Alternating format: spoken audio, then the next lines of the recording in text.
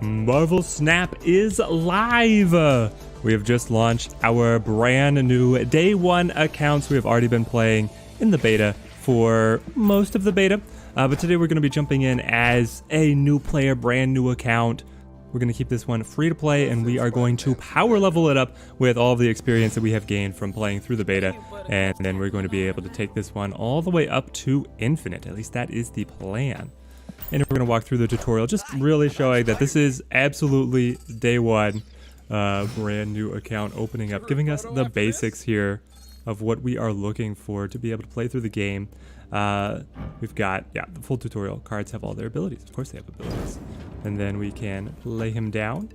If an opponent plays across from him, he'll be able to gain additional power. Our goal is to win 2 of the 3 locations by having more total power. But of course the card abilities really start messing with how we are able to accumulate power and how we are able to prevent our opponent from accumulating power as well. Different locations. I think like the location mechanic is one of the most interesting things that Marvel Snap has going for it. Yes, most cards have special abilities. Indeed they do.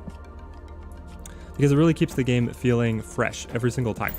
You have a random selection of 3 different locations, and they all have abilities that will change what is going on in the game about as much as the cards that you play. Sorry I'm late. Pilates. As Iron Man joins the team, ongoing your total power is doubled at this location. Iron Man, the best starter card? Question mark. Wakandan Embassy, providing a buff to the Iron Man, which makes him incredibly powerful because then he doubles the doubled buff. We'll go here with Hawkeye, team up, and so then Hawkeye will be a 3, Iron Man plus 2 will be 5, and then that'll double to 10. Harry, how's it going? Glad to see you joining in on the stream. Have people been enjoying the full release? We're stepping into the shoes of a new player. I don't even have, I mean, you can see it on the overlay. I don't even have energy right now. Yes, Hulk. Smash. I wish that they had done even more with the different character voice lines. Been waiting for the stream to go live. I have been trying to get things together on my end. We've updated the overlay and we had a number of different things. Little details that always get in the way of going live immediately. Urko, glad to see you. Let's go. Medusa. I played this card for so long. Visual upgrade. We get that dopamine hit of having all the credits just fed to us at the beginning, right, guys? And leveling cards up over and over and over again. 3D. Who has been playing on PC? Has anyone else been trying out the PC version? That's what we are streaming on now. Only minor updates to the overlay were required. Punisher adds in. Fantastic stuff. New Hulk variant, not a fan, but hey, free card. I agree, free cards are free cards. A wise man once said, free is free is free. There, you're playing on Steam right now. I think that it's running much better for me than the emulator, but I've never had a phone strong enough to be able to run it for me. My true mobile experience is not existent, but I'm loving the, well, I have some caveats about the Steam version. I hope that they do some quick fixes, because right now my deck selector doesn't pan far enough to either direction, so I have to go out of full screen mode to select the decks that I want, but that's another thing. We'll get Medusa down here, playing to mid because she'll get the buff.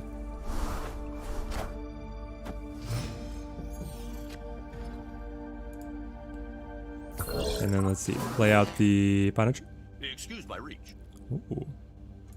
Excuse your reach.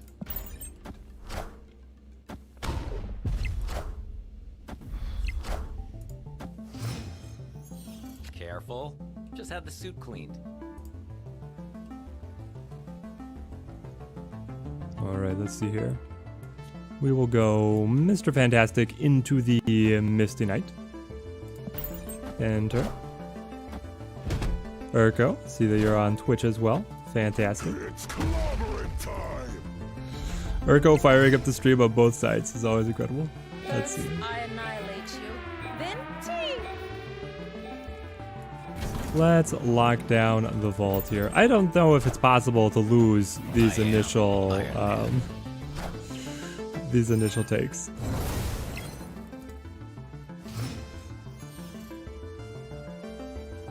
Steering contest. Open invite. Cyclops has this amazing animation, but no good powers. So we're just gonna go into the Hulk here. It's been a common lament among some of the fans. Cyclops has some fans that have always appeared in the chat, and been quite disappointed in his portrayal. Victory! Knew you'd lose all along, Agatha.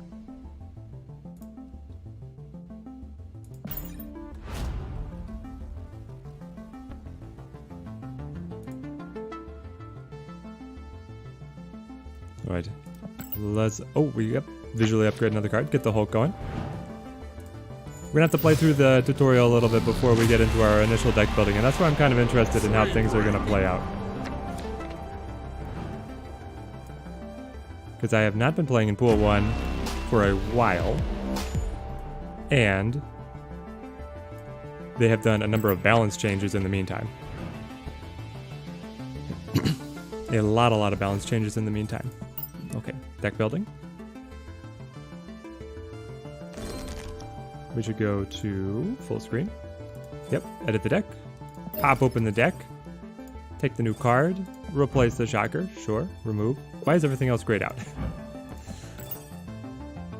Okay, the deck is incredible and play me.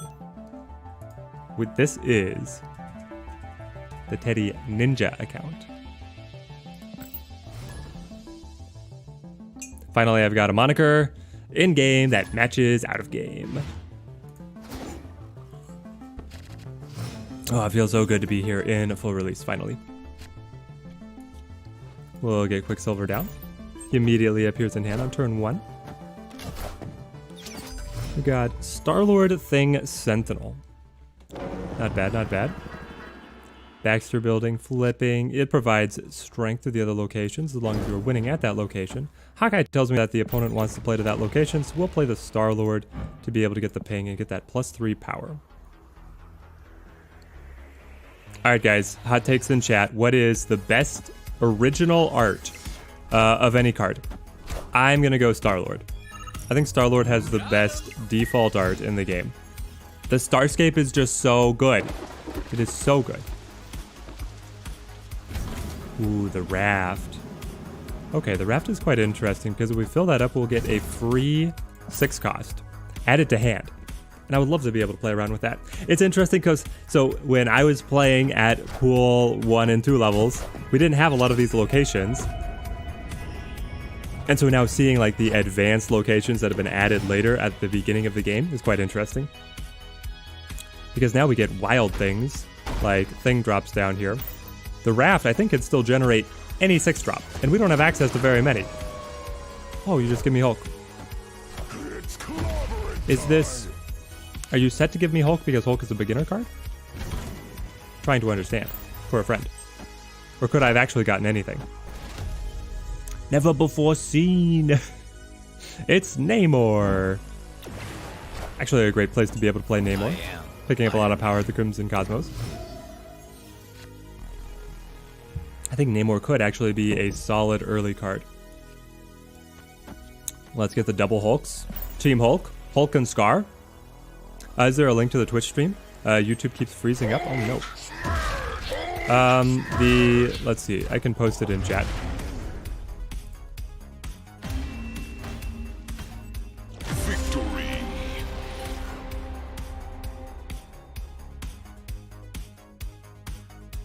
Let's see. Oh, Erico's got you.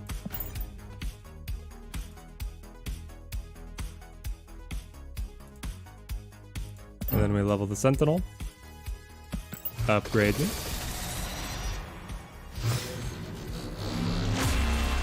Frame break! I'm able to read both chats, so I'll be able to keep up with people on either side of things. Grab our Jess Jones, claim me. And Jess Jones is now a 4/4. Yes, we're about to get the Khazar, the Pool 1 powerhouse.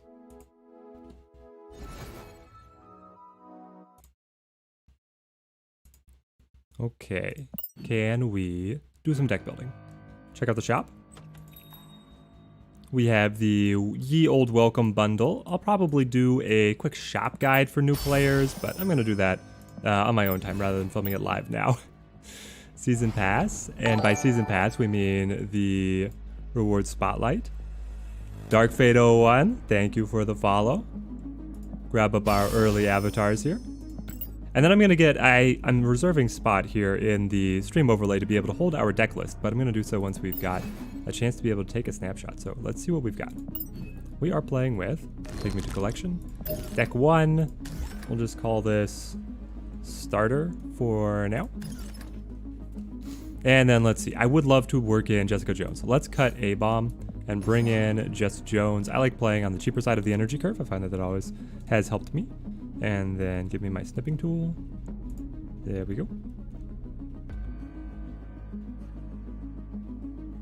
New.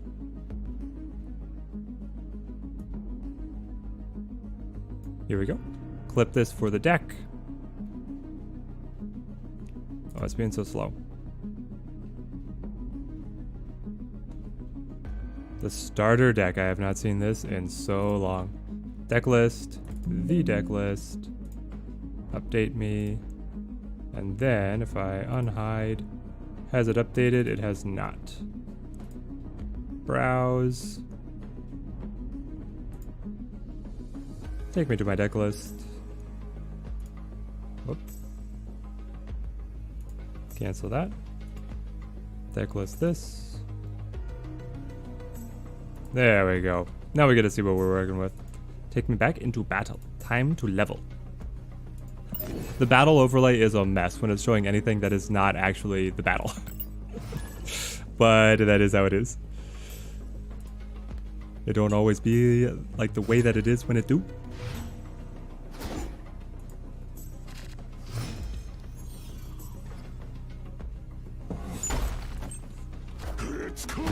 Alright, thing comes down, Quicksilver plays out. I love the Steam performance is so much better than the emulator for me. The opening of battles would always just absolutely chug on the emulator. I was getting like 2 frames per second, so if I was doing my videos, then I would always record it as though, like once I had my starting cards, because then the game played fairly smoothly. Onslaught Citadel is huge for us, being able to drop Iron Man and get a double benefit. The Punisher as well getting additional benefits. We'll be able to make the most of this.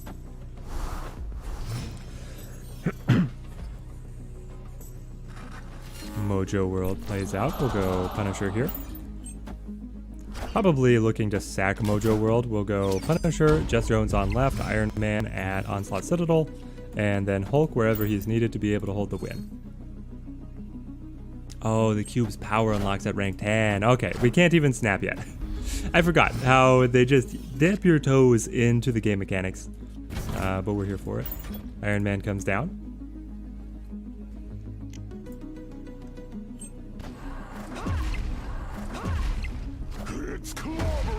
The thing plays out. We flip. Iron Man. Okay, do we want to... Probably we split our cards. I don't know, like 32 is... It should be insurmountable for them. We'll just play Hulk on left. And again, I'm pretty sure that the bots are set to just give us these early games. I don't see much trouble coming from them. Until we get up to the slightly higher ranks. Hulk the Hulk. And we take the win. Victory. Feels good. Feels fantastic. Another rank up. Get the green border around the thing. All of these early level ups are like half price for being able to benefit you in terms of credit cost to how much you gain on the collection track. So always happy to take those. The deck list here is just screwed, isn't it? There we go. Is this one right? Nope, this one was wrong too. Well, thanks chat, you let me play that whole battle with this guy cut off. I didn't even notice. Okay, that's a little better. We'll keep working on it. They probably do just give you the win for new players, the new player dopamine. Yeah, I agree. I think that the early matches, you're always meant to be able to swing your first couple wins. Oh my gosh. Get the deck list in a spot that it can just stay, please. Pull it a little bit away from the edge. There we go, something like this. Okay, we've got missions to be able to unlock. Take me to the main view. Missions. Play a match. We have played matches. Recruit season. So, the in your normal battle pass, these only unlock based on time. But in the recruit season, they unlock based on just completing the previous missions. So you can actually power through all of them all at once. That is great. We get Ant-Man. 200 credits are our next reward. Let's add Ant-Man to the deck. Do I want to update the deck list every single time? Or the deck overlay? I mean, maybe not. Let's lose Misty Knight. Any Misty Knight comic fans in the chat? They did her dirty here. Khazar, you're going to be better than the Thing. And then, that being the case, honestly, let's bring Misty Knight back because she can get the buff from the Khazar. The Steam version is so much smoother than BlueStacks. I agree. Experimenting with new layouts? Yes, we are, Hame. We actually have the... point to it. Up here. We get the nameplates so you can be able to see who flips first, which I felt was going to be pretty important. And we've got a little bit... We ended up cutting some space on the deck list, but I felt like that's fine. I feel like that is totally fine. We'll go Hawkeye down here. It is still so weird to see the advanced locations without my full access to the deck. This is the PC client. So if you guys want to see exactly what I see this. This is what I am playing on. Let's go Star-Lord. Which honestly, this is not terrible, but then we're zooming things in and adding all the extra little details. So that hopefully this way then the region with the cards is more readable.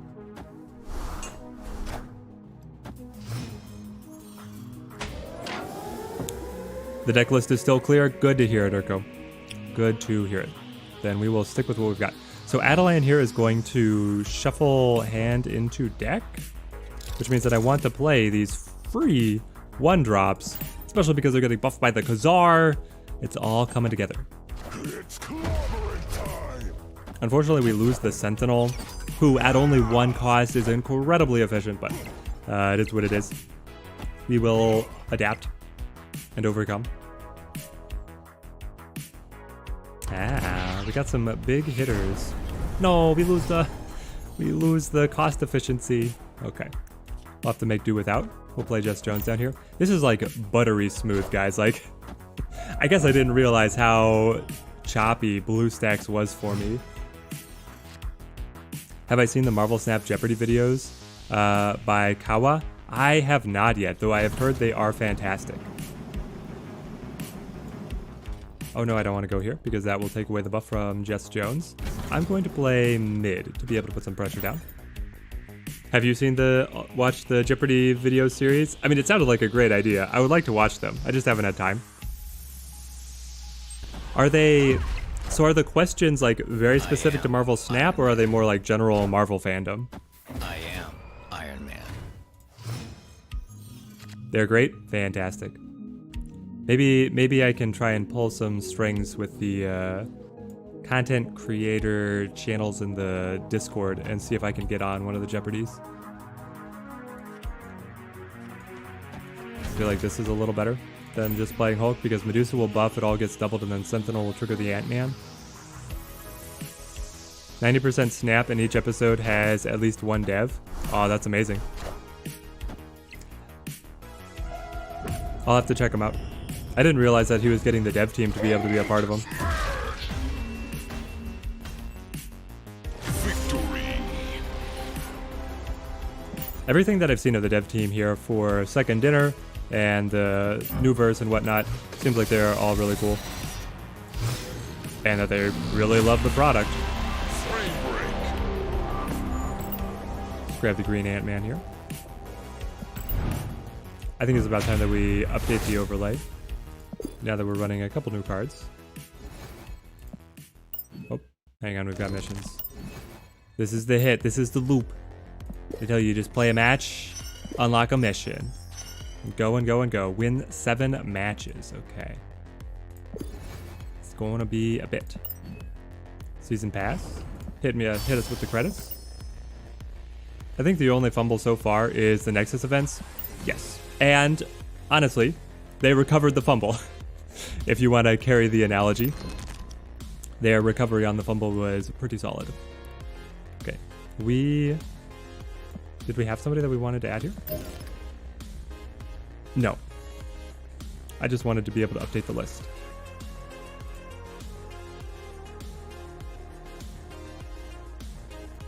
Yeah, the Nexus events were wild. And I was honestly, coming from a game called Star Wars Galaxy of Heroes, I was pretty desensitized to how expensive mobile games could be, so I was like, I guess that's just the way it is. I'm never going to get new cards, but I could have actually seen them getting away with it. But the rest of the community was having none of it. Look at the wideness. It's so wide. You can see more than 4 cards side by side. It's wild. Just imagine when they give us the widescreen PC version, guys. This is still... I mean, basically, they built their own emulator for the game, and that's what we're playing on. But the roadmap already says that they're going to update it yet again. Never before seen. Because I've been playing on the big account for so long, I don't get this the window of the never before seen anymore. New York. Let's go with Medusa to center. And then we'll play Punisher wherever they've got the most. Hawkeye comes down.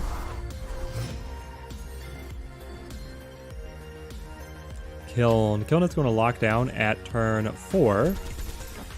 Making me a little bit worried, but will we be able to get in there? If we draw another 1-drop, it'll be great. They hit us with a Star-Lord.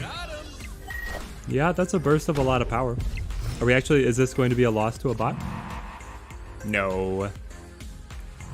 Oh, I think we could pull it out. I'm going to play the Hawkeye here. I know we don't get to trigger the Hawkeye, but it does trigger the Ant-Man.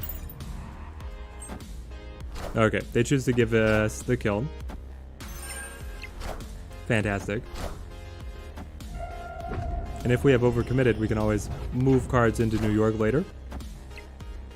There's the Ant-Man buff, and we're good to go. Ooh, let's play... I mean, Iron Man, Hulk to Xandar. I was about to snap, and then I forgot that we can't snap. I want to climb faster. Gosh, dang it. I am Iron Man. This is... We're going to have to grind for a little bit, but then we get to play real people in the Pool 1. All the other Smurfs, effectively, who wanted to come in and grind new accounts. We'll be hitting all of them. Can't wait for that. So I guess the game has been live for a few hours. There could be people who are already climbing up to infinite. I think we're kind of behind the 8 ball. But we're having our own fun.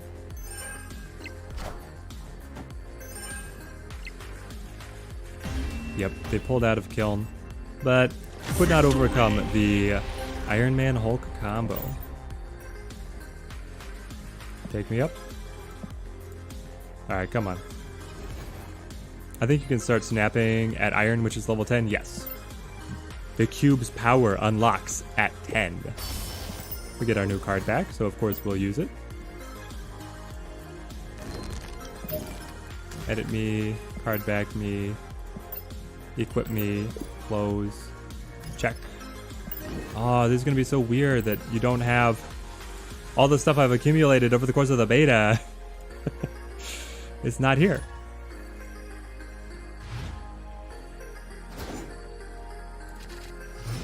Smack these newbies with 5 seasons worth of experience. Yes, yes, yes, yes. I mean, listen, they have as good a chance as me. You can pick the game up really fast. I gotta show them the little Teddy Ninja nameplate, and then they'll come to the YouTube channel, right, guys? This is all part of the plan. We win the Baxter building, and then we're gonna get a lot of projected power. So I think that's what we're gonna look for here. Will probably involve playing the Iron Man to Baxter building and then holding out for one of our larger drops. They show Sentinel. Sentinel on center.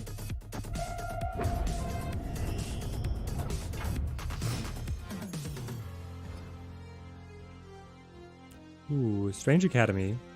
Okay. Strange Academy is going to relocate everybody at turn 5. I don't really want to get dumped into Necrotia, but I still feel like if we can win Baxter buildings, we're going to be in a good spot. Let's go Star-Lord Quicksilver. Star-Lord Quicksilver, establish the Khazar, set up the Iron Man. I mean, the cool thing is, like, it's pool 1, right? But there are cards here that are good throughout the entire game. Like, I still build decks using, honestly, all of these cards. I've used Quicksilver in the Agatha deck. I've used Star-Lord in my Guardians deck. I use Sentinel in my Collector deck. I use Ant-Man all the time.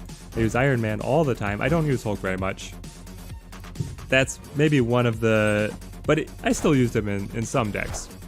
He's quite good until you really round out your collection of the really big 6-drop bodies. Like, until you get Giganto, you can just play Hulk instead. Let's play the Iron Man.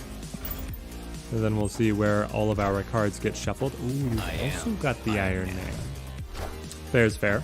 I am Iron Man. I think Iron Man was the first card that I ever took to Infinite. Alright, poll in the chat. What should be our first card to Infinite on the new account?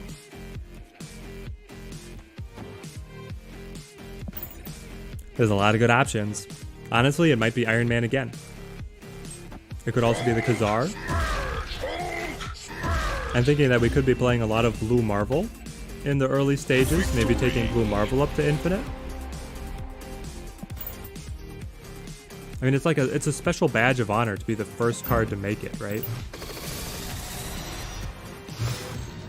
Probably Iron Man or Odin.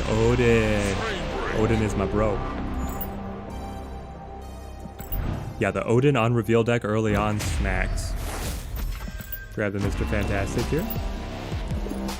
We probably add Mr. Fantastic to the deck. Let's see, who does he slot in for? Hang on, I guess we should grab the... Oh, take Medusa up? Medusa is easy on the eyes, I'll give her that. And honestly, you can play Medusa with Odin for like a little extra kick, but she doesn't live as long. Do I like Punisher or Mr. Fantastic better? I probably like Mr. Fantastic a little better. I'm sorry, Punisher. But Mr. Fantastic can reach over into locations that are locked out, and you cannot. Take us back.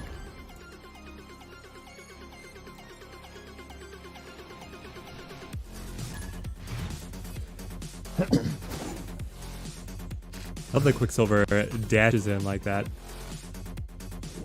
I think he always did, but honestly my Blue Stacks performance was so bad that I wasn't seeing it. Like, that's how rough it was at the beginning of the game. It would just chug. Chug and chug.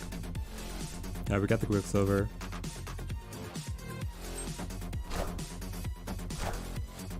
Quicksilver to Quicksilver, fair is fair.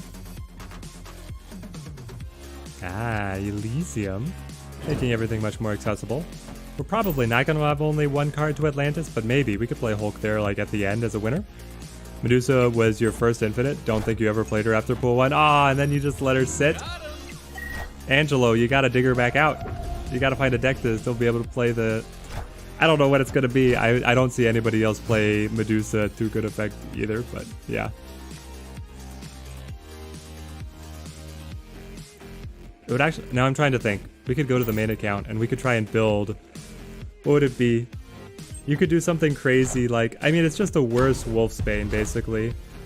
Is what Medusa is, right? She's just a worse Wolfsbane. But my question earlier, favorite card art, not including variants, is Doctor Doom, Sarah, and Doctor Strange. Doctor Strange does pop off. I gotta give the Doctor that.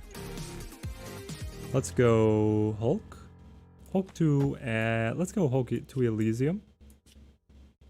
Nah, we said we'd play Hulk to Atlantis. Let's take it there. But yeah, Doctor Strange is incredible. Doctor Doom is quite fun with the animation of bringing in the other drones. And Sarah does look great. Picking your first Infinite is somewhere between choosing your starter Pokemon and making your firstborn child. And they have the White Queen giving them an Iron Man. Yeah, it's hard. It's hard to pick the first Infinite. You know there's going to be many more after it, but it will always be the first. Okay, let's throw Iron Man down here and Jess Jones up here. See where this takes us. With this play order, we really can't use... Nah, we probably should have played Hawkeye to Elysium and then let the Jess Jones sit over at I am Elysium. Iron Man. Then she would have ticked up, and... I mean, we still would have lost up against their Iron Man, but I think it would have been a better line of play. And I love that they're just playing into Atlantis, but we're still holding it with the Hulk. Honorable mention is Moon Knight. Moon Knight is sick.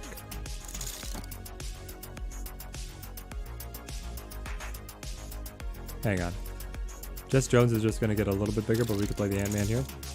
I guess that's technically better. You never forget your first. It's a magical, magical moment. You got a Robbie Reeves Ghost Rider with the Flaming Car variant. Oh, that is incredible, Angelo. I think I know the one that you were talking about. He's like riding on the hood. Yeah, that Ghost Rider is amazing. Some of the variant art is just kind of like meh, and then some of it is like pick your jaw off the floor. It's so good.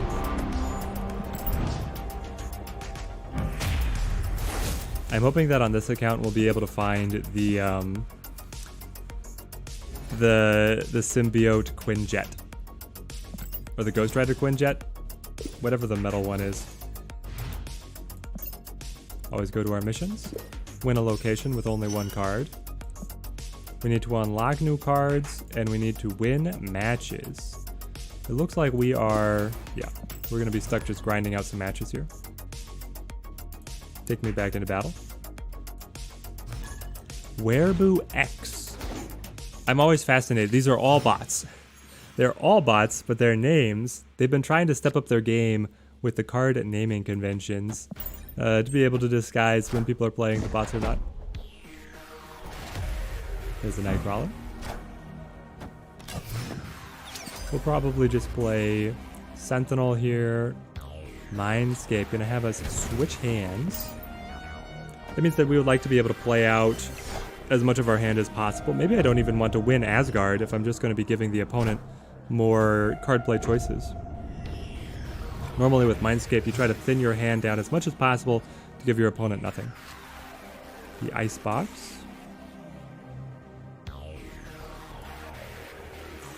Let's play the Quicksilver and then play...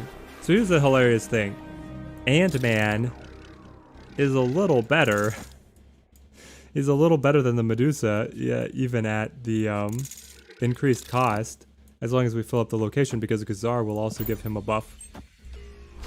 Maybe we need to cut Medusa at some point here. I don't know, but then we're just going to find Odin later on, and then the Odin Ironheart White Tiger Medusa deck is pretty good.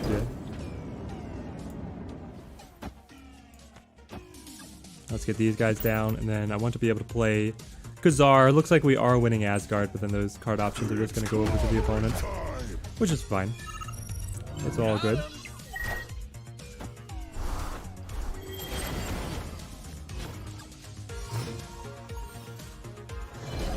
Mindscape. Oof, so many good options.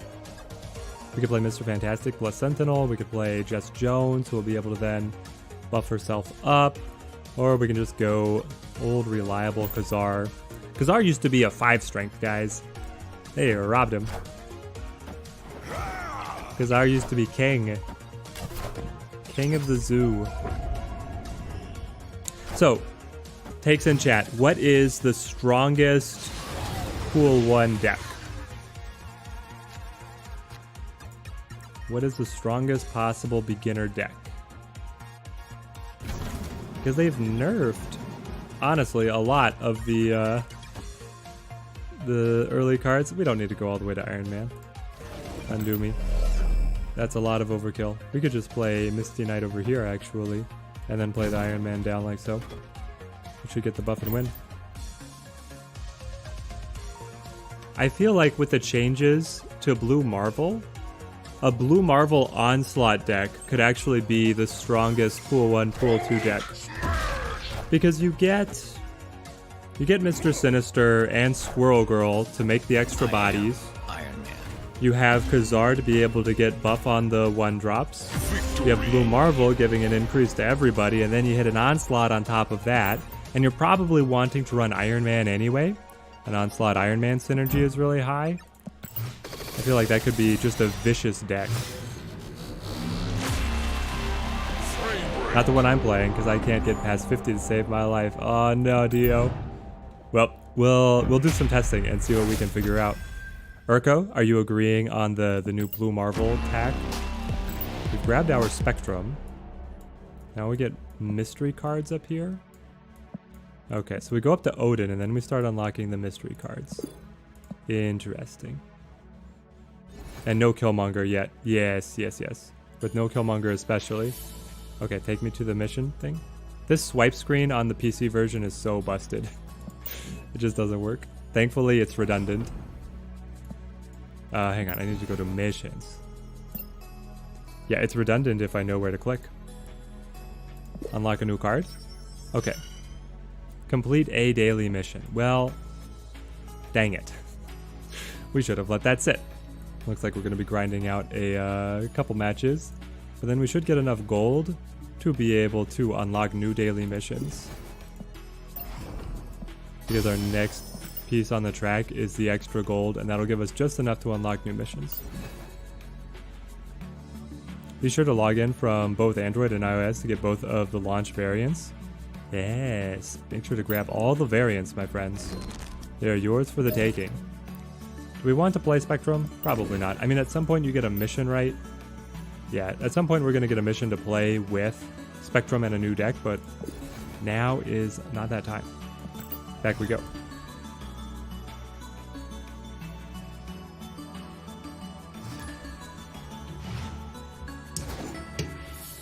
I can't wait. I mean, level 10. After we hit level 10, then the floodgates open. We're able to snap. We're able to rush up. That's where we're going to be able to play fast, climb fast.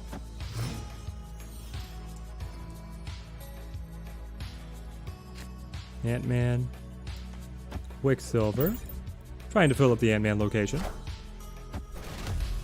Never before seen, Domino. Let's go, Mr. Fantastic here. Be able to get the reach over onto the Baxter building. Misty Knight and Medusa flip. Take the buffs. Changes over to Danger Room. Let's grab the Jess Jones onto Baxter building. The login to Steam doesn't get Hulk or Iron Man. Yes. I think you have to log in iOS or Android to be able to get those rewards, which is a bit of a bummer. I feel like the Steam version should have something for you. Maybe they're going to do that later on when we get the wide scale for PC. But we shall see. We're actually ahead of Iron Man. Wow. Okay. Let us... Yeah, play the Sentinel, play the Misty Knight. I wanted to be able to split it to be able to get the buff on the Ant-Man and get the bonus on the Hawkeye. But is that actually better than just slamming the Hulk? I guess we'll find out. I mean, we're in a solid spot, able to get that 5 power to Danger Room as long as we stay ahead of Baxter building.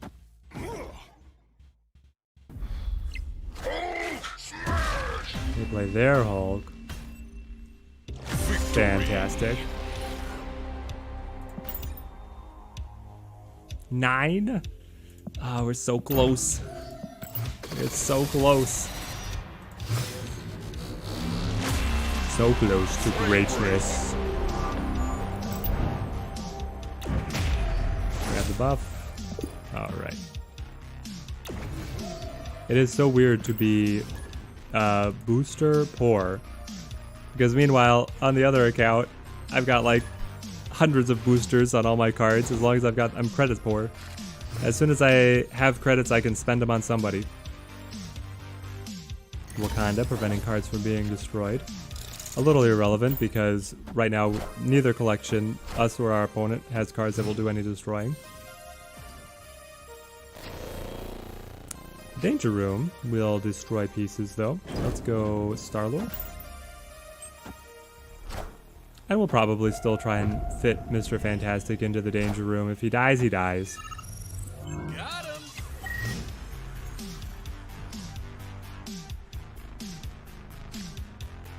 Mr. Fantastic me. Oh, do we try and push Medusa to the Danger Room as well? Oh, we got shot. Come on now. Let's get Medusa and Hawkeye in here. Yeah, yeah. We have turn 5 and turn 6. We're going to have to follow up at Dream Dimension, and then we're going to want to fill up Wakanda to be able to get the buff out of the Ant-Man. The cheeky Rocky reference. I got you. Jess Jones. Jess Jones is actually great here. Let's get her down. And then our final play is going to be Hulk to Wakanda, it looks like. Be able to grab that win. And then we actually get like stage 2 of the tutorial around using the snap. We get a couple more of the matchups where we get the extra dialogue and the more scenario based trickery.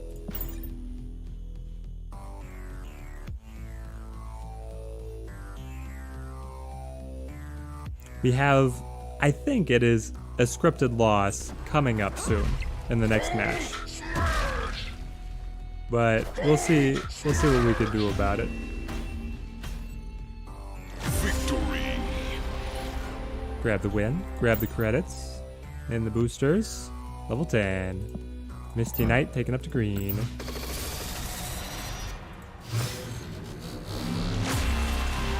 Frame break. Yes, to teach us to retreat. What I've always said is my kryptonite, especially while streaming. I never retreat. We grab the Nightcrawler here. Nightcrawler just has to be better than Quicksilver, right? Congrats on Iron Rank. Enjoy a free bonus rank up to 11. And now they're going to lock us in. Starting in Iron, you can lose ranks, but we have not lost a match. Not yet. So far, 100% win rate. Let's see how long we can carry this. Okay, actually it's Misty Knight. Misty Knight for Nightcrawler for sure. The question is it Medusa for Misty Knight? Hard question in the chat. Do we trade Medusa for Misty Knight? Because Misty Knight is cheaper and going to be able to pick up the buff from the Khazar. We'll update her after... Yeah, here comes Shocker. Think on it, chat. We can update it in the next match. I'm kind of interested in dropping Medusa for Misty Knight. I feel like... I don't know, I feel like it's better. Whoever loses will lose a cube. Mer Island, I love it. Grab the Quicksilver there to get the buffs. Squirrel Girl pops out. Pops out her little minions. Onslaught Citadel is great for us.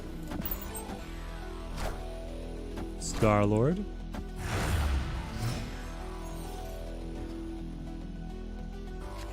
Okay, now it is Mr. Fantastic.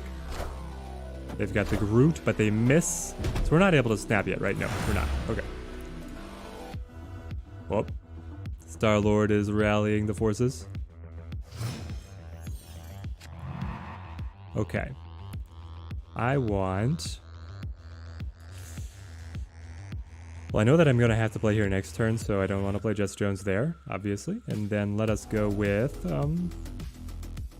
I mean, honestly, Ant-Man Medusa is not bad. Because Ant-Man's getting that doubling effect.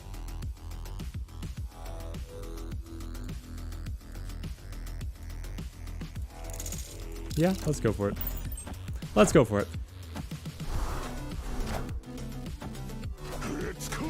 We've got the Thing. Taking the lead at Mer Island.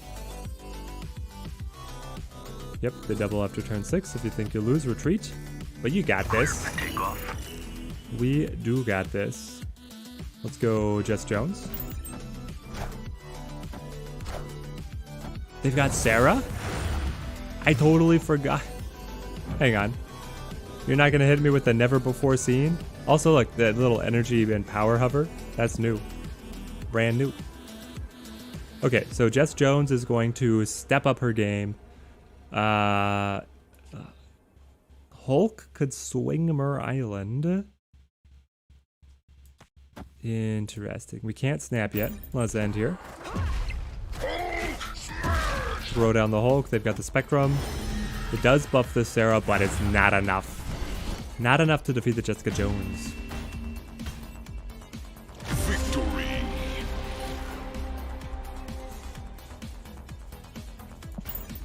Urko, you wouldn't trade the Medusa for the Misty Knight, but it is more versatile.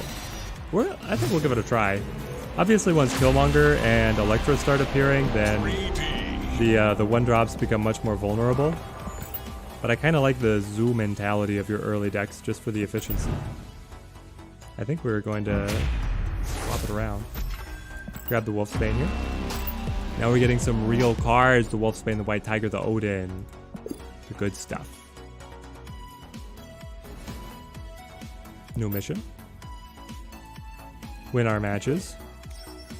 Reach collection level of 12. We're not too far off from that.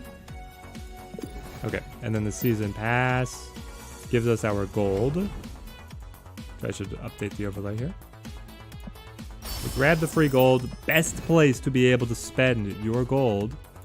If you go over to missions, you want to refill your daily missions. This is the most efficient conversion of gold into credits, and it also gives you a little bit of bonus progress on the battle pass, which makes it better than whatever you buy out of the shop. Obviously, if you like being able to pick up the variant art, then there's incredible variant art that is what you're going to want to spend your premium currency on. But if you're just concerned about power leveling the account with credits, then buying the extra daily mission refills is the way to go. Let's grab Misty Knight here. And then do we want to run the Wolfsbane yet? I mean, we probably could. We could probably cut Star-Lord. Something like this. We'll update the deck overlay in a second. We're going to keep on Death. Death is the one who's going to smack us around. Oh boy. Okay, so this is supposed to be the scripted loss. We get Subterranea and immediately draw a rock. It is going to get buffed by the Khazar, but... Alright, they've got the Ant-Man. Atlantis. And another rock. Wow. Oh no. Oh, I should have played... Why didn't I play a rock? Anyway. Mr. Sinister filling up the location with the Ant-Man. I don't know why we didn't get the never before seen. Here it is. Sakaar comes out. We get a rock. They get Hulk. Hulk lucky. Yeah. The opponent is confident they snapped. Cubes are you are battling over will double. Retreat before, or are you playing for double?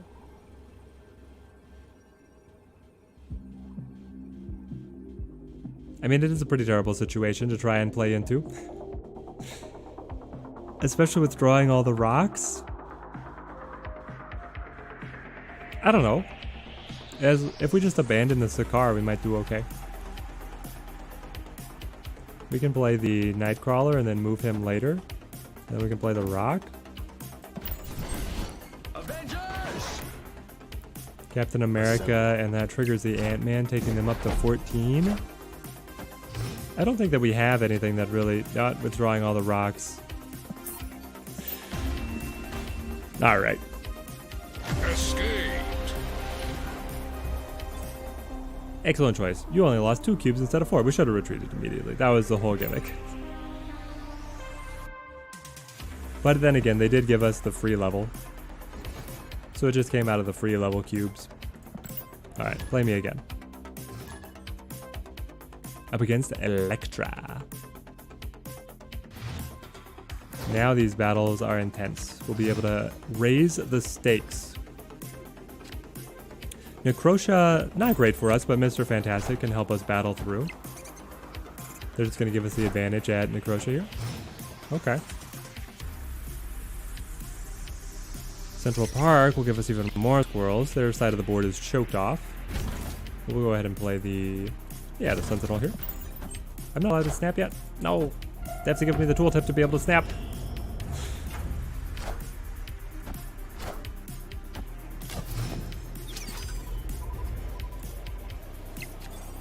Your opponent is losing. Press your advantage. Tap to snap. If they don't retreat, you can win double. Yeah, we are smacking them. Now the bots have gotten smarter about retreating, so I don't know how quick our climb is going to be. I mean, I was kind of anticipating that it would be rapid, but we shall see. I like the Jess Jones at 4 instead of when I was playing at this collection level. She was a 5 cost. Kazar is so good here. Being able to give all of our little squirrel guys a buff. I am Iron Man. They've got the Shocker and the Nokia. Yep, it's all locked up. We don't even have to play on our final turn. How often does that happen?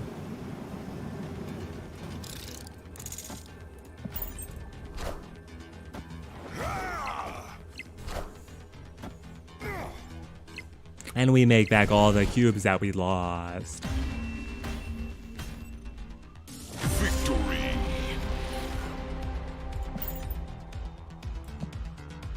Ooh, Hawkeye gets the buff. Take you up to the uncommon level, my friend. Hawkeye, one of the least used cards in the game. It's kind of sad because he's just not very efficient. He's clunky even in a bounce deck. So even the cards that don't have powers get played in the Patriot deck, but Hawkeye doesn't really get a break. I have technically played him in one of my Cerebro lists, but that's it. Complete daily missions. We have to reach another collection level, and then we have to win with Spectrum starting in the deck. Alright. So we'll grab this. And now we need to get...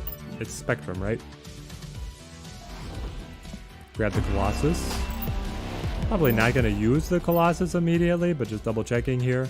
Win with Spectrum starting in the deck. Okay. Well, Spectrum, where are we going to fit you?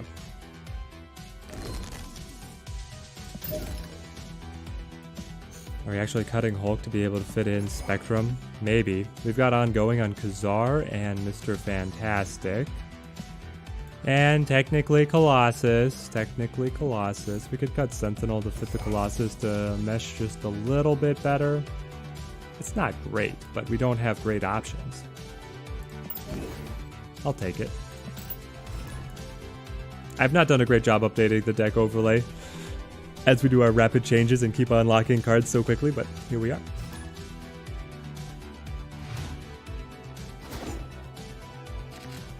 Alright. Quicksilver, Mr. Fantastic, and Wolfsbane. The Baxter Building. Let's start stacking up the Baxter Building to score a big Wolfsbane. At least that's going to be my goal. Getting Mr. Fantastic in the middle will also be solid.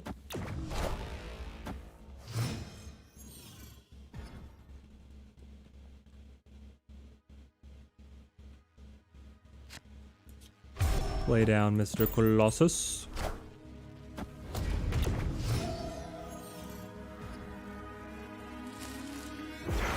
Nova Roma gets us an additional card, and it is the Iron Man.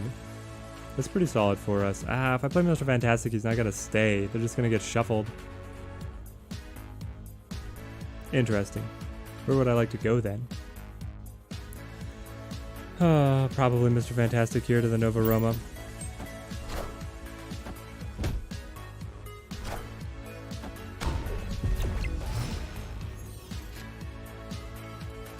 I'll play the Kazar, especially looking at Spectrum, being able to come in here and buff Colossus, Kazar, and Mr. Fantastic. I'm pretty happy with how this draw played out. Also, Spectrum got buffed to 6'5". She used to be 6'4", which was shocking to me because the Wong Going archetype was starting to hover around in the meta when that happened. And so she seemed like she was doing just fine. Technically, Spectrum will also buff the Ant-Man. He is ongoing. He has that ability. We're probably not going to be able to trigger it, but we will be able to give him the buff. So honestly, Spectrum here coming up pretty big. able to give us, what is this, 13 strength out of the spectrum. I mean, that is really good.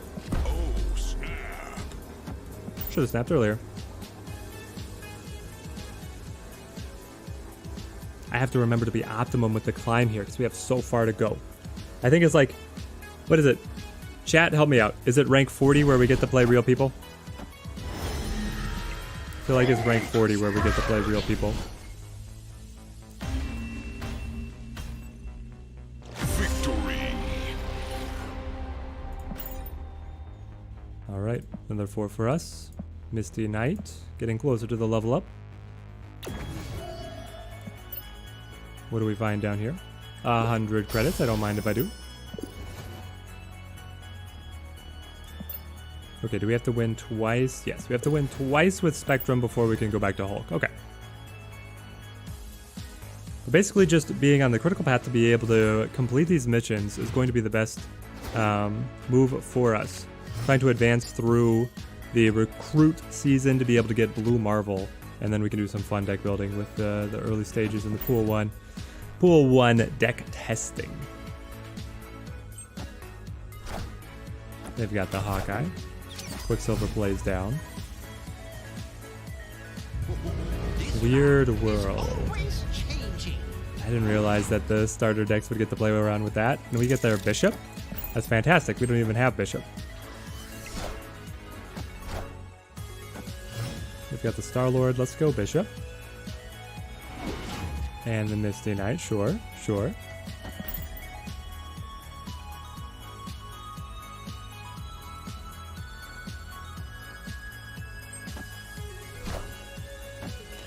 They have the double Hawkeye.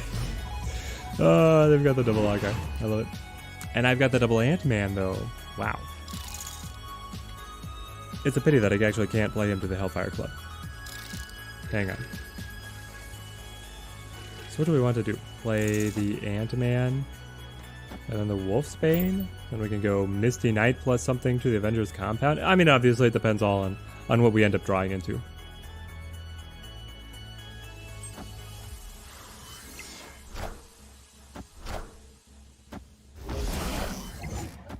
So poll in the chat. Are people all on the video game side of things, or do you guys enjoy board games as well? The other night, the wife and I were playing Marvel Villainous, and I hadn't played in a while. I'd forgotten how much I enjoyed that game. I was playing Hela and then just trying to build up my minions and then all the little soul marks of the creatures. Iron Man. The Villainous game line is actually really good.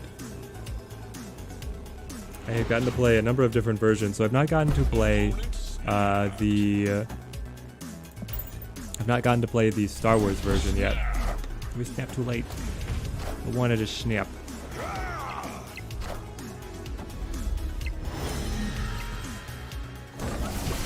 Anyway, we got another 4 cubes. Board games as well.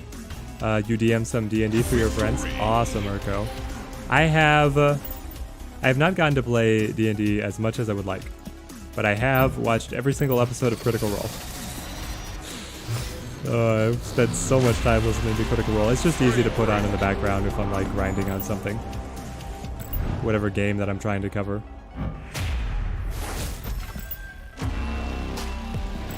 Do you play 5e Urko, or do you play like one of the earlier editions or some homebrew variant? I mean, really, like, all the things that were great in the 90s of, like, D&D, Warhammer, Magic, they all have gone through a renaissance. They're stronger now than they've ever been. Recruit Season Chapter 1 complete. Upgrade a card to rare or better. Create a new deck.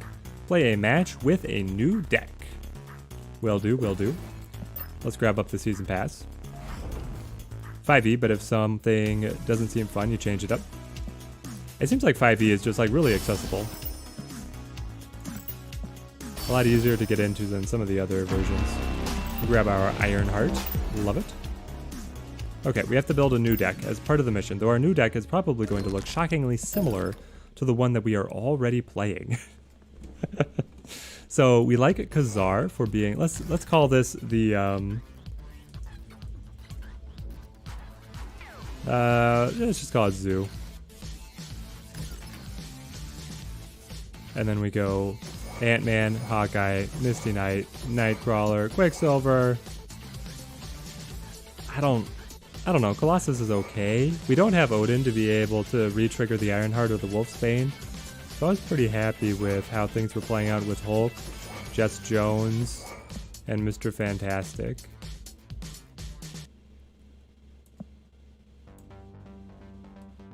But I don't know, I guess we could drop Hulk and keep on playing with Spectrum for a little bit, and then we would throw in the... Did I already have? Oh yeah, Colossus is in there, okay. And then we had been playing with Wolfsbane. Sure. We'll take it for now. New deck. Win with the new deck. Claim the mission. Get me the avatar. Oh, we haven't picked our avatar, guys. Our first avatar. Who should we be? I don't know. I kind of like the Chavez avatar, honestly. There we go. We'll grab this. You've also played 2 and 3.5 as well. Does chess count as a board game? Chess does, Hame. It is kind of its own world, even within board games, but it definitely counts. I also play a bit of chess, Hame, but I suck so bad at chess. My chess elo is like, it's embarrassingly low. I played Dune Imperium over the weekend. Yes, Dune Imperium. I love it. I was trying to get into the Dune RTS that they made. Shiru Games put out, what was it called? Spice Wars? Dune Spice Wars was like a PC real-time strategy Dune game. I was trying to get into it, but I don't know. I didn't catch the itch.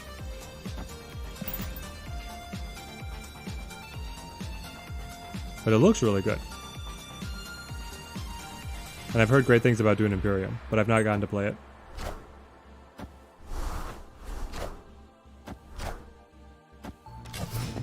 Medusa flips. Hawkeye is here. The Nexus. The Nexus is here. This is wild. Okay, well, now we just play all of our big cards to the Nexus, and we pray that that is sufficient.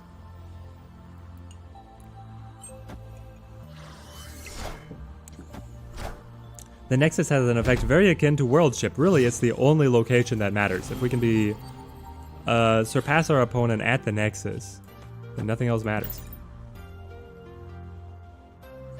You lost both games, but it's so good. Well, that is really the mark of a great game. When you can still enjoy yourself when you lose, then the game really has something going for it. Because there's some games that, like, you know, if you lose, it's just not as fun. I don't want to sound like I'm a bad sport or anything, but especially when you lose and you're learning a game and you're just starting and it's just not as fun. But then there's other ones that it's still just fun to play, and that's where you're onto a gem. I don't know why the opponent is snapping. What do they know that I don't know? Well, I should snap too. They're just a bot. They're a dumb bot. We're taking all their cubes.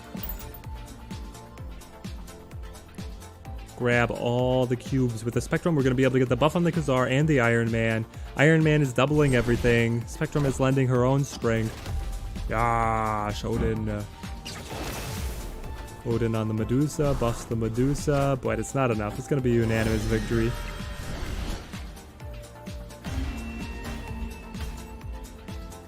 Odin on the Medusa is cute. It gives it just a little bit more power, but Medusa is not good.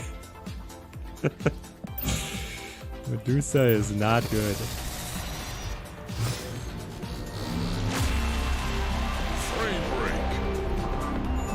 I'm pleasantly surprised with how capable this Spectrum is being right now. Okay, we're so close to the Odin. We're so close to the staple of the early game decks. Take us to the missions. Win the match. Okay, upgrade a card to rare or better, and then complete 2 daily missions. Great. Complete 2 daily missions. Does that put a full stop on what we're looking to be able to do? It might. It might mean that we are not going to be able to grab a Blue Marvel immediately until the mission update. Because then you have to go all the way down here to be able to get the bonus gold. Well, I guess not necessarily, right? You upgrade the card to rare or better, and then you unlock the additional missions afterward. And then if you get the bonus gold, you'll be able to buy more missions. Let's go ahead and update our deck list. And you know, if we hit, I mean, I'm not gonna just grind my eyes out on the new account here. Just wanted to be able to dive in and get things started. We can flip over to the main account and be able to jam with our big boy decks too. Grab the Spectrum here. Update this list for the overlay. Deck list. There it is. Fantastic. Take me back into battle. We're good for a few more here.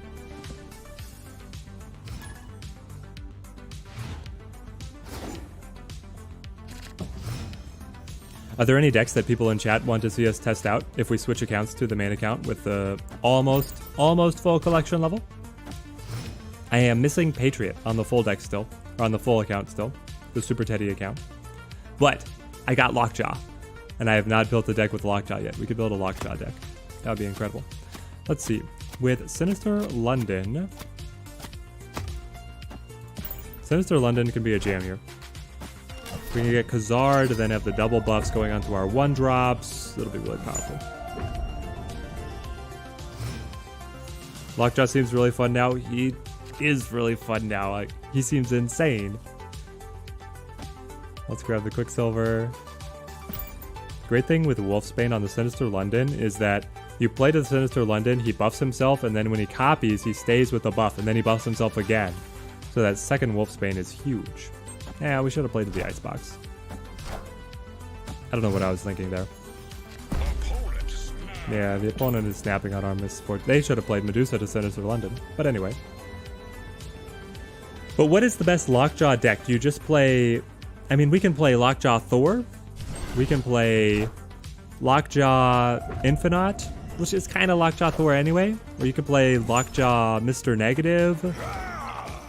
I've even seen Lockjaw Self-Discard. That one was wild to me. But they were going for it. They were going ham on it. Lockjaw. It was wild. Lockjaw Self-Discard. I hadn't thought about it, but it's true. Lockjaw is just another way to be able to facilitate getting multiple on-reveal abilities activated. And they pulled it off. Unfortunately, our Khazars didn't land on Onslaught Citadel here. But the Spectrum being able to come in is going to be clutch.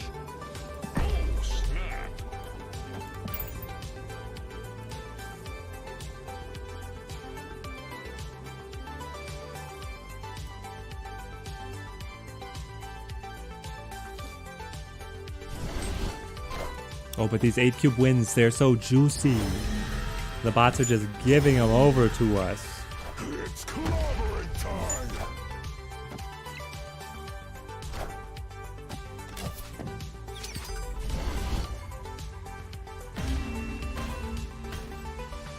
Victory. Grab it all up. Oh, Mr. Fantastic levels. Fantastic, Mr. Fantastic. Have you guys seen that there is a data mined card that the card's thing is disguises itself as Mr. Fantastic, and then at the end of the game it flips and is like 6 power itself? It's like, who thought that was a good idea? I don't know. Mr. Fantastic doesn't seem like a core enough card for it to really be a clever disguise. I guess the idea is that the opponent is planning around the power being distributed to the other locations, and then you're like, gotcha, it's all focused here in the middle. Wait. Yeah, we can complete it now.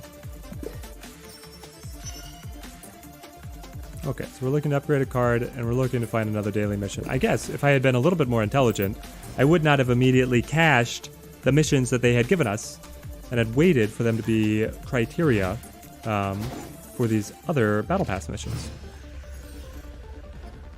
But I guess this is partly why I'm doing it. I want to put out a video guide for some of the new players joining in. And now I know. Be able to tell people, don't cache your missions immediately. They're going to be needed for Season Pass missions.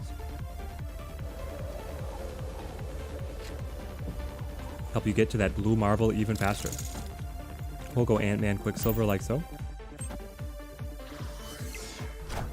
They played a Jotunheim, I snap.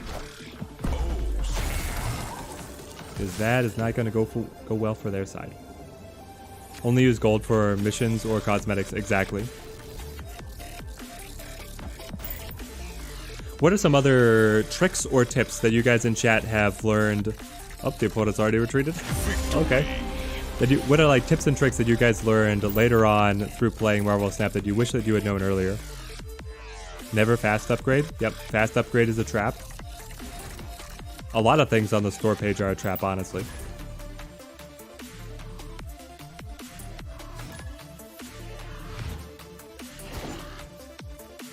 Okay, we've got the Quicksilver. Always have the Quicksilver to be able to start. Jotunheim again. Okay. I wonder if it's worth it. I mean, we're playing up against the bots. We could honestly just snap on turn 1 in almost every situation. Skipping turns when you have a lot of low-cost cards, yes. You don't need to feel the pressure of rushing them out. Holding them allows you to be more versatile.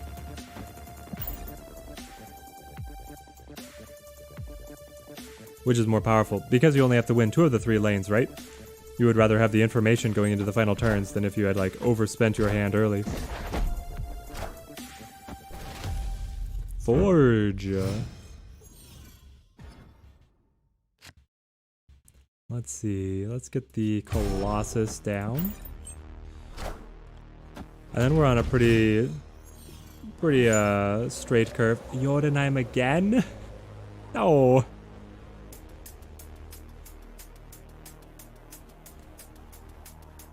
Okay, hang on.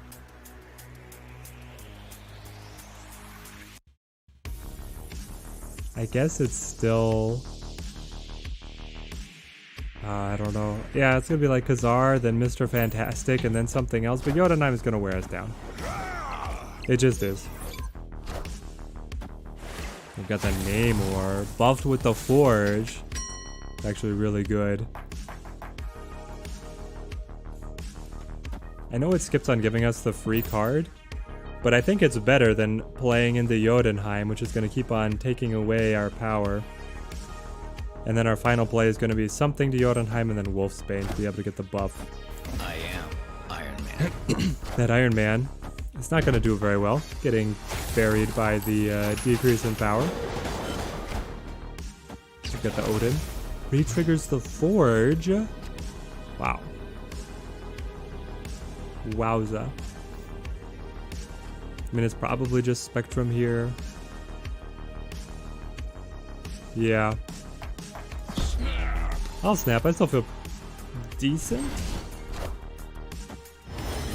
Oh, we got that bots invading. I need to figure out common phrases to be able to ban on the bots. Victory. Streamlabs comes in. 3x chat combo from the porn bot. Congrats. Oh no. Streamlabs is on their side.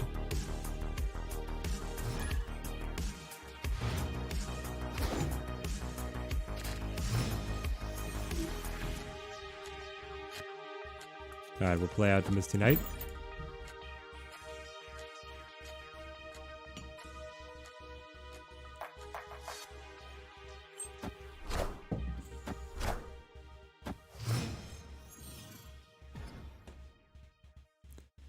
Onslaught Citadel, able to increase Khazar, able to increase Mr. Fantastic. It's a really good location for us to be able to leverage.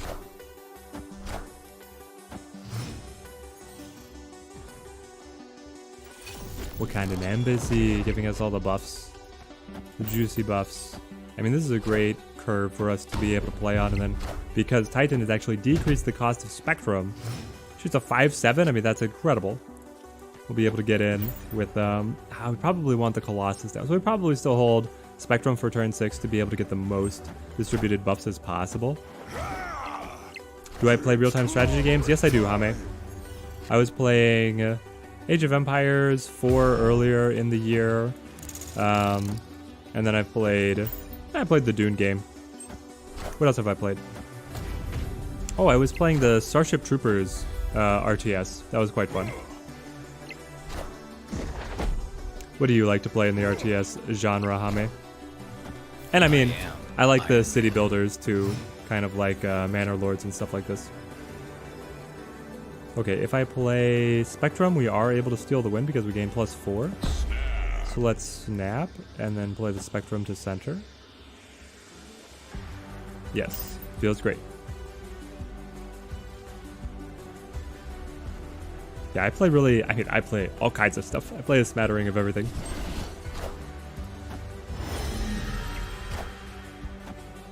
That is so fortunate for us. We're able to just sneak out the win up against even the Iron Man.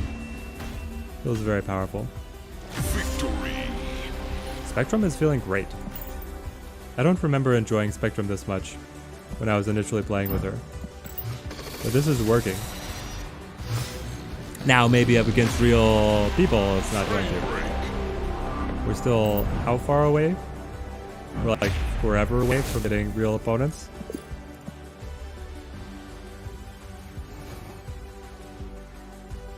What are our next missions?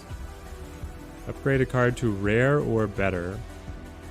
And then to complete the daily mission stuff. Rare or better, you say?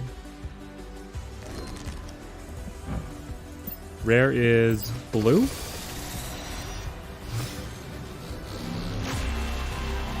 You play Dawn of War and Rise... Hang on. The Age of Empires clone called Rise of Nations. Let's see. Have I gotten to play those? I've definitely heard of both of them, but I don't think that I've gotten to play either one. Well, here we go. Upgrade to rare. This completes the mission. Fantastic. The only time that I've been glad to grab boosters out of one of the mission packs. Nice. And honestly, I'm happy upgrading Nightcrawler. We get a lot of use out of Nightcrawler. Mystery card is one of the worst ones in the game.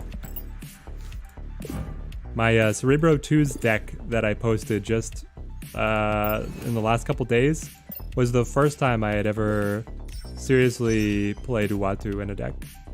Win with Odin starting in your deck. Well, yes, please. It's time to go build an Odin deck.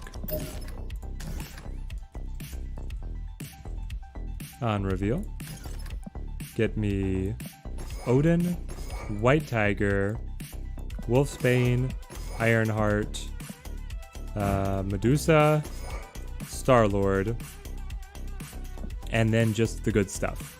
So, Iron Man, Khazar, Ant-Man. Do I care about Quicksilver? I probably don't care about Quicksilver. Nightcrawler is quite fun. Hawkeye. Interesting. Do we bring in another 1-drop? Do we play Uatu? We'll play Uatu.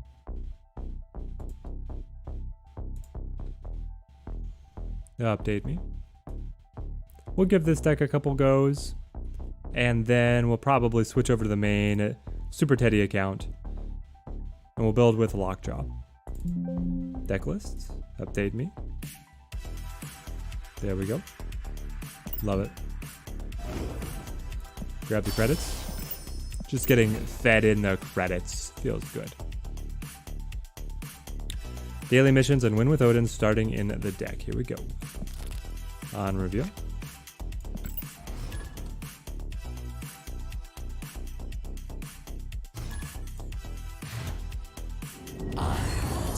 Dawn of War is based on Warhammer 40k, and Rise of Nations is basically war up the tech tree from Stone Age to the Modern Age.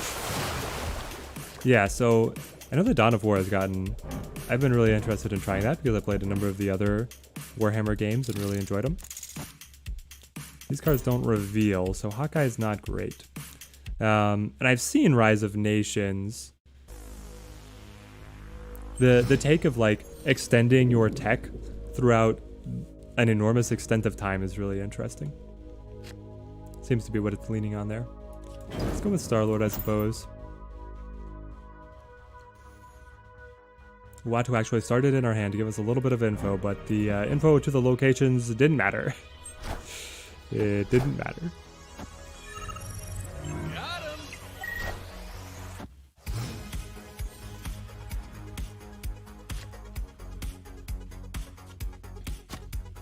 Sure, Hawkeye, Watu. We'll see how this builds out.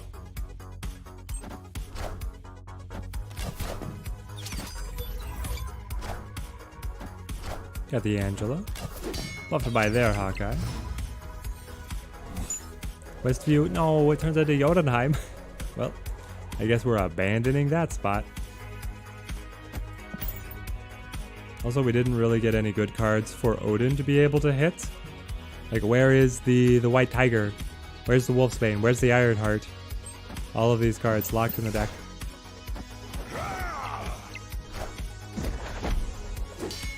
Maybe we'll draw White Tiger here. That'd be probably the best case scenario for us. Nope, we get Medusa instead. Interesting. I suppose I'll play Medusa. Be able to get a little bit of a buff here. Then Hawkeye is gonna lose us. I should have moved Hawkeye. No, he's not Nightcrawler. They moved the Nightcrawler. Hawkeye's stuck at the Jotunheim. And not doing great. They're going to snap.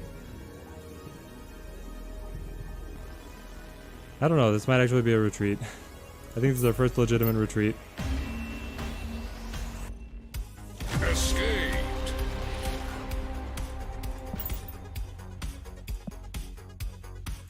Wow. The win streak is broken.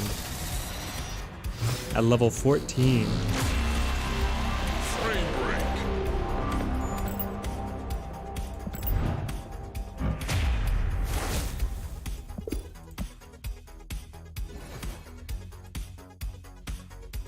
We still have to win with Odin twice. Come on, Odin, I believe in you. I'm sure that this deck is better. 4 Wes. But honestly, that sounds like one of the content creators for Marvel Snap. But I'm pretty sure that we can only play bots right now. I think you have to play bots until you reach, like, level 40.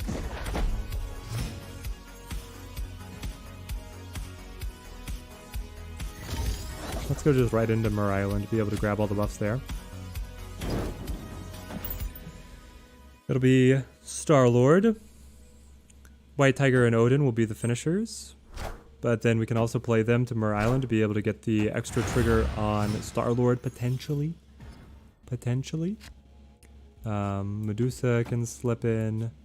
And yeah, I'll play the Hawkeye here, because we're probably going to put Khazar to Wakanda as well.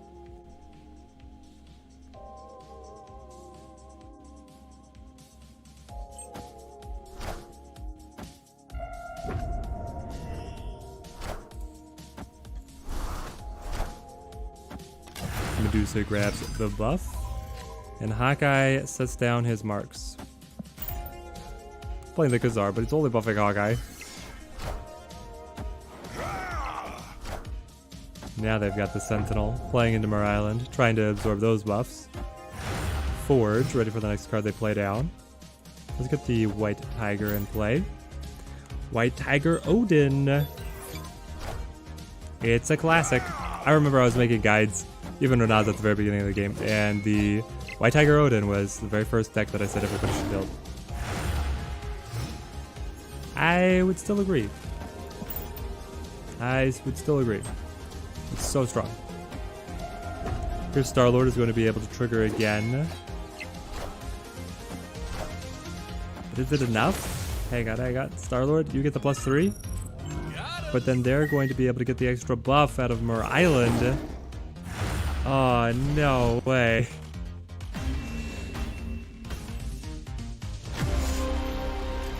The Odin deck is getting smashed. We're actually taking steps back. Okay. Now it's time to try hard.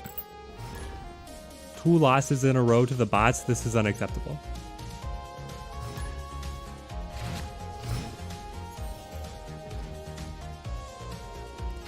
Mini Lab. I'll play the Hawkeye in. Start with the Hawkeye, play the Nightcrawler to be able to buff the Hawkeye, but then the Nightcrawler is still able to get out. if we want him somewhere else. Like Kiln. Ooh, but we could also just play the Star-Lord. Try and catch the opponent. Either way, either way.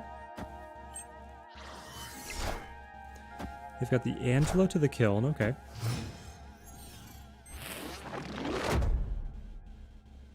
Savage Land. Well, now Khazar is looking much better. With buffs on Hawkeye, Nightcrawler, and the 2 Raptors on our side. And then we can go White Tiger Odin as the finisher. I mean, it seems pretty good. Opponent snapped. The Khazar is going to be a lot more value than the Ironheart. Ironheart for 6 strength, with the Khazar coming down for 8. And then because Mini Lab is going to prevent the White Tiger from jumping there, we're guaranteed to get the Spirit Tiger onto Kiln to be able to get the win here. And the opponent is pretty much locked out. They can only play here to Savage Land, and then after that they're only going to be able to play to the Mini Lab. Bot never falls for the Guardians play. Yep, they know. They know exactly what they need to do.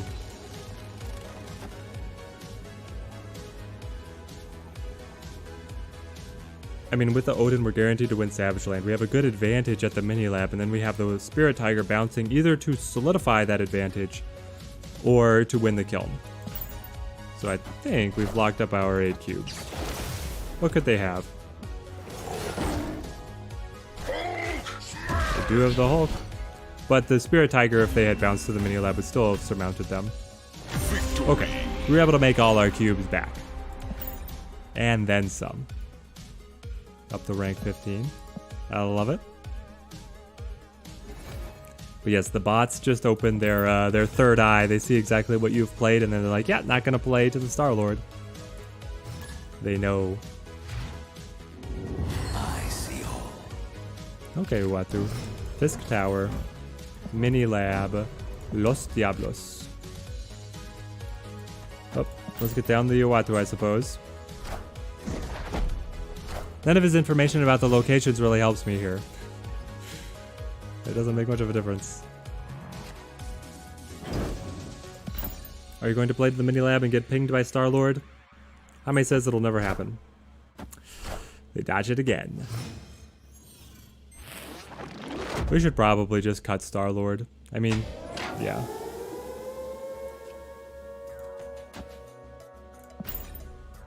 There's plenty of other 2-drops that we could run instead. Or even 1-drops. But they're rocket hits, of course, of course. Nightcrawler bamps in.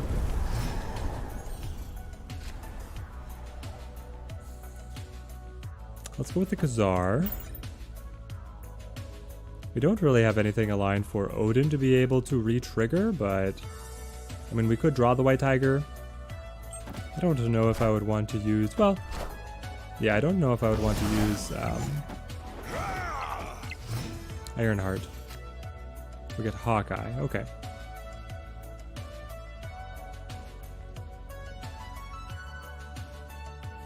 Well, honestly, I think that we play Iron Man here, and then we just play Odin on top of Star-Lord. And Snap. Because if they match us... Odin will be able to get the re-trigger on the Star-Lord and will be at a distinct advantage. There's our 2 wins. Okay. Forced a quick retreat out of the opponent. And we can cash our missions. And now it's just win 10 missions. I think subconsciously avoided Star-Lord as a card because the bots made you think you suck at playing him. Nope, you're fine at playing him. It's just the bot's fault. It is all the bot's fault on that one. Season Pass, we get the Gamora. Now there is a card. Alright, let's go ahead and let's switch accounts because I feel like we've kind of stalled out on being able to make progress on these missions. We're not going to be able to do the daily missions, so then grinding out another 10 matches with the exact same deck doesn't interest me as the greatest stream content. I'm going to do it eventually to be able to keep both of the accounts running. But now, let's see if I go back. Sign out.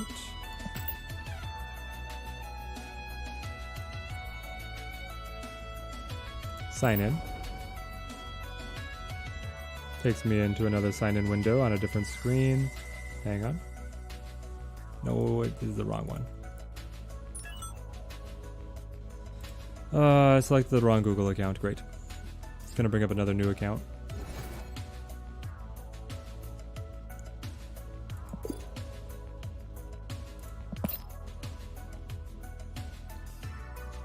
Yes, sign out.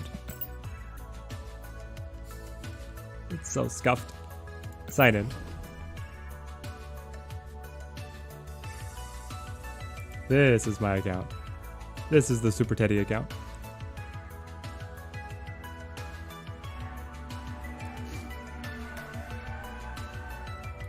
Here we go.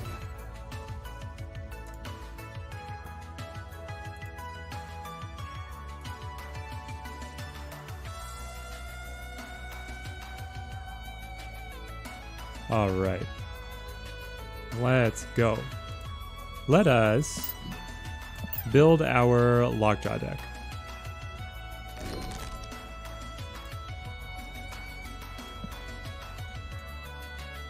So I should go to Marvel Snap. Here we go. This is the account that I have come to know.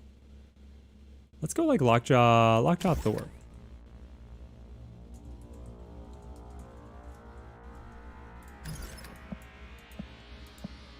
Okay, so Lockjaw, you are... Where are you, my boy? Good boy. Get you. And then we play Thor. And then we play Jane. Jane, where are you? My 5'8". 5'8" Lady Foster.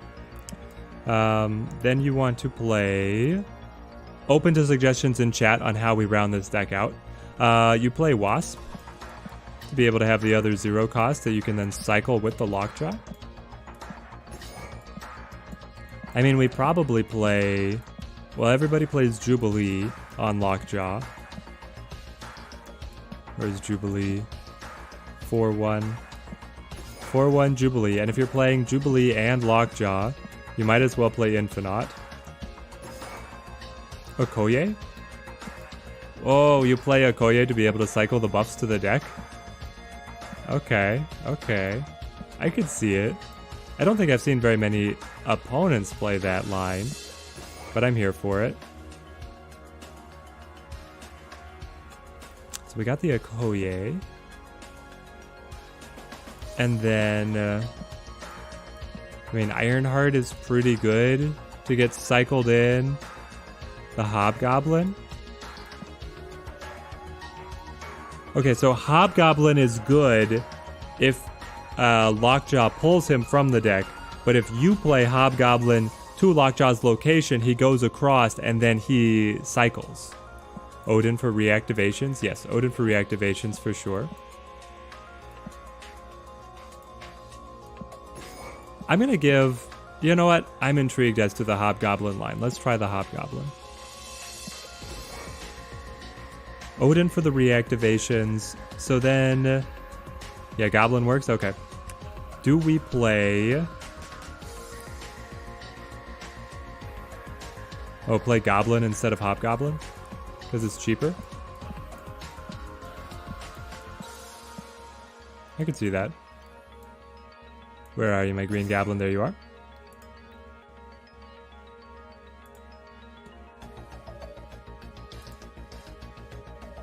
Okay, last 3 slots. Do we want an energy cheat to get the Odin? Or do we want like Wong for more on reveal? I feel like Ironheart fits quite well. I feel like White Tiger is pretty good. Why play Wasp? Because Wasp is free. She gets pulled from the deck by Jane Foster and then gets played for free to Lockjaw and cycled for a big card, and then she's back in the deck to get drawn again.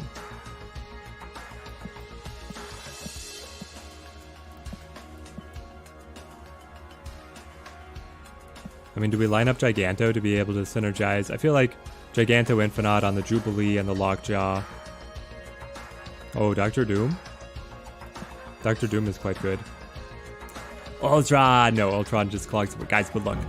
We got the best alt art for Ultron as a freebie. It was incredible. Okay, Dr. Doom, where are you? Dr. Doom me? Yeah, I got you, Dio. Let's see. Guys, Zola? Zola is like a crazy pick, right? If Zola gets cycled by the Lockjaw, then hits the Lockjaw to distribute the Lockjaw, the deck pops off, right?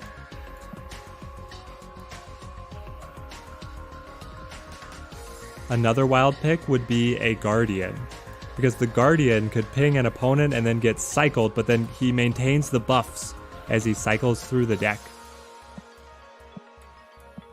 So many different things that we can try. But I feel like we need something... Leech for the troll. Okay. My opponents are gonna hate me. Grab this.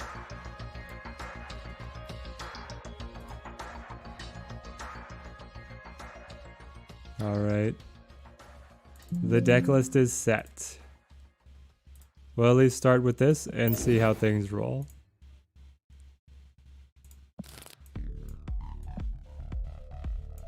Oh, I forgot. Nope. Hang on. I have to go out of... Oh, yes. 60 FPS, please. But we have to... Where are you? Go down out of full screen, and then it bounces away. They're still working out the case. Early access on the PC version, guys. It's early access. Then you can scroll all the way to the side to select your deck, and then you can play. Hang on. We'd better go back to full screen before we play, though. Otherwise, it's all going to be impossible to read. Full screen me. Take me back. And now we're in the game. Blue Marvel? Blue Marvel could be fun. We're getting a lot of bodies on the board. Falcon to recycle if any 1 energy gets pulled in with Lockjaw. But I don't have any 1 energy right now. And I actually don't have Falcon either. So it's a great idea, Dio. I think that you can build a very good Lockjaw deck with that idea of Falcon to recycle 1-drops, and then you have 1-drops with activatable abilities. But our specific lineup here isn't going to be able to leverage that. And that Ironheart is so empty. I love this Angela, though. I don't normally like the pixel art, but that one pops. Let's go Thor.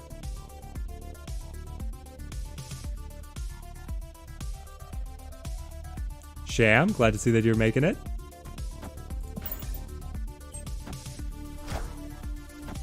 Debris, spits out all the rocks. Face the might of Asgard. Alright.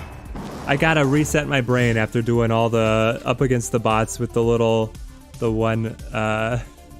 pool 1 cards. Now we're back with the big boys. Let's go ahead and play Jubilee.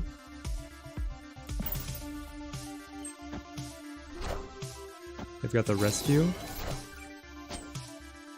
I would like to play the Green Goblin to be able to... Ooh, okay, don't mind if I do. I mean, that was... This is why you play Odin. You get this high roll. Re-triggers the Ironheart, and then triggers the Mjolnir. Buffs the Thor. It means that we don't really need to play Jane Foster here. Let's see. We can throw the Green Goblin out as like a test. And then pop the Okoye. Honestly, Opponent snapped. what if we just pause and then outright play the Infinite? Like, they're showing that they're going to play the Onslaught Citadel. Then, are they going to be able to pass us at Sakaar? I guess they might. I don't know. I think we still go for it. Don't want to sound ungrateful or anything, but the daily reward for the launch is so underwhelming. I feel like, I don't know, the launch like they were doing the countdown on the Discord and stuff, but yeah, in game it doesn't feel like much is going on.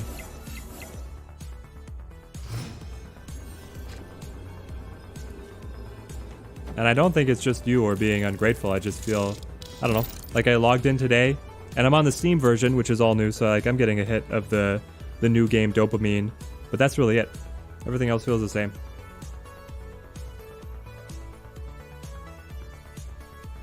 Infinite. They have to know that I'm playing the Infinite, right? Nobody passes on turn 5 without Infinite in hand. Or do they think that I'm bluffing that I have the Infinite? We snap to make them think a little faster. There it is. There it is.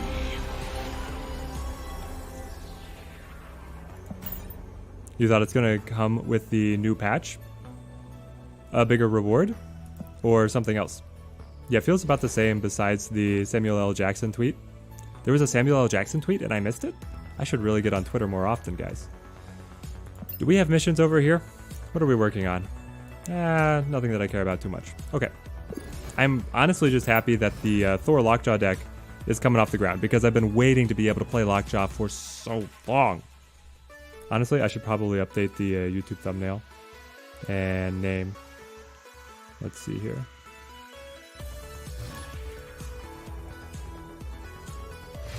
Edit me. This is going to be interesting. Am I going to be able to edit midstream and also play at the same time? My multitasking abilities.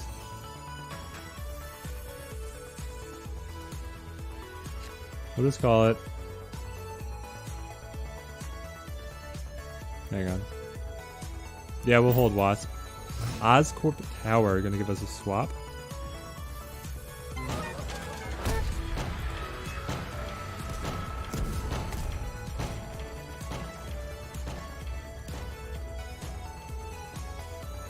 Save my stream name. Ooh. Let's send... I mean, I guess Green Goblin to Mojo World, even though that kind of helps him. We haven't gotten any of the pieces that we really want. I'm not playing Goblin to Oscorp. And having it just come back. I mean, so... I think Sham might have been onto something. We could have played Green Goblin to Oscorp, and then it would have come back, but then we could have reactivated with the Odin as the true big brain play. Let's go Thor here.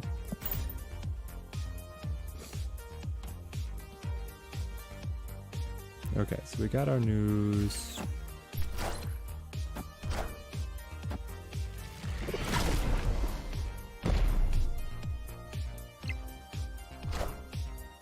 Face the might of Asgard. Mjolnir.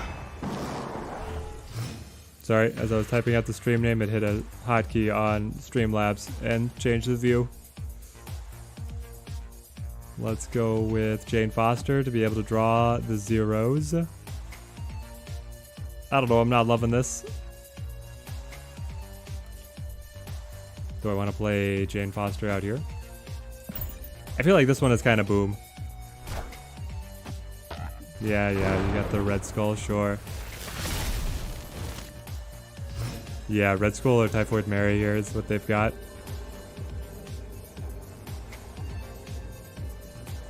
I mean, it's just so... Yeah, it's doomed.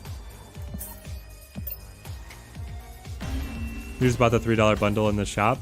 You wish it was a monthly thing? They might make it into a monthly thing. It'd be kind of nice if they did it as like a, you know, every season has its own theme, and then you get a very high value shop purchase on top of the battle pass that is themed. I could see them working that out to be quite fun.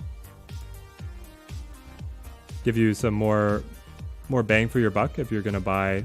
You know, it's supporting the dolphins, right? That's what they call the low spenders in mobile games. Support the dolphins.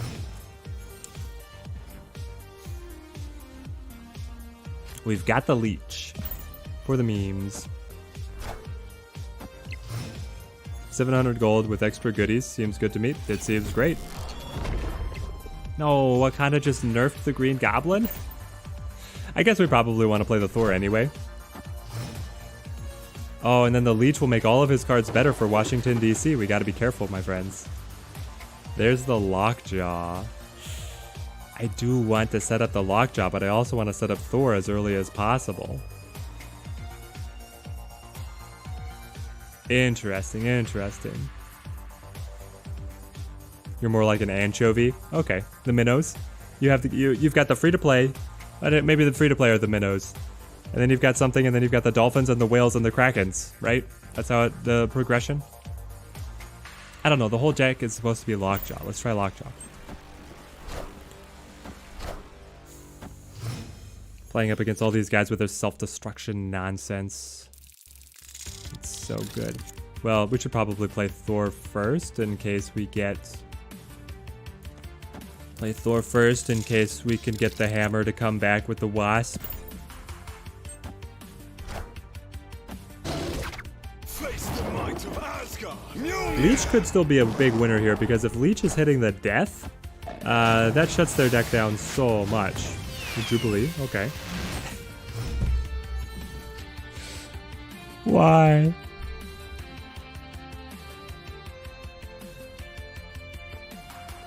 Do we want the Leech actually on the board? Because, I mean, Leech got buffed to 5 strength. It's one of the Wakanda ones. Also, we could just play it to get the free 6 drop and then it gets swapped out. Maybe with the Infinite, who knows? Oh, you're gonna give me an Ultron? Well, Ultron's 8 strength for free. I'll take it.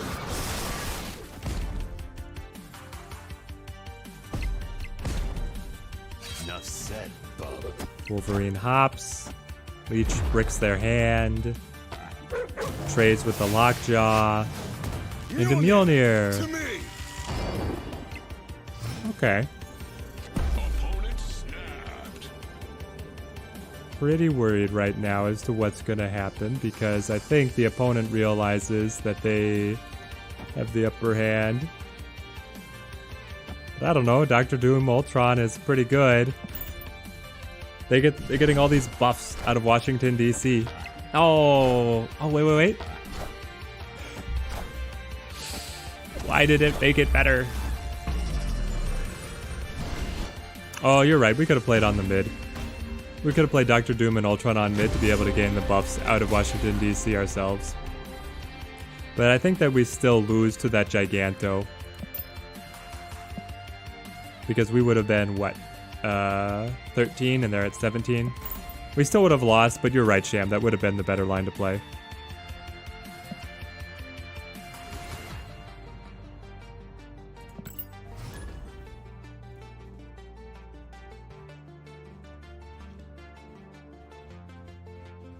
Wow. We were able to score the raft and set up our Lockjaw, and we just got toasted. Though the swap into the Jubilee that pulled the Wasp just bricked whatever Lockjaw was able to do. I was not expecting to get hit that hard with that combo.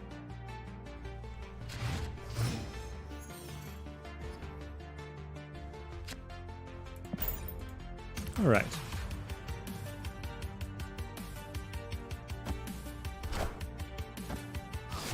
No, don't hit the Okoye. I wanted to play the Okoye.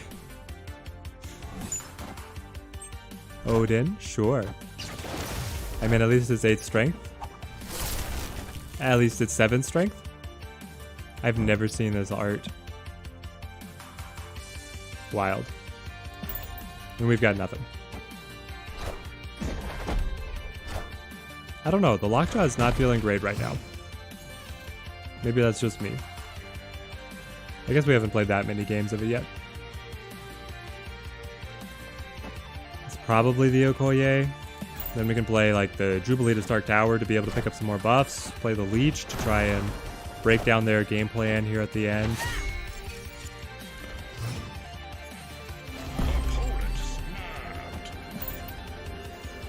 We've got the Jane Foster now buffed with the Okoye, but I mean, we want her to be able to pull Mjolnir and Wasp to be able to cycle out of the Lockjaw, and we don't have Lockjaw. They're just trying to make sure that they score Asgard. Hey, we get the Thor. Well, now we could go Jane Foster to be able to get the buffs. I think Wave is better than GG. Seems some decks run her instead. Could be. Getting Wave as an energy cheat here would be fun.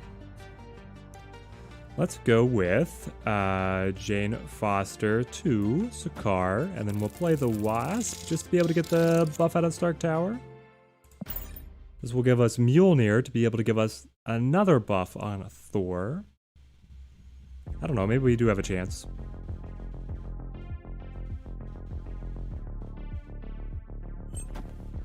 The goal with the Green Goblin is to be able to get it pulled from Lockjaw, but then sail across to leave an open space to keep on playing to Lockjaw. And we haven't been able to pull it off yet. I don't know, I want to hit the fantasy of getting it to work first before I decide if I want to cancel it. I think we play the Mjolnir for the buff, and then we play Dr. Doom as the best power spread. But I don't know. Alright, I'm gonna be right back.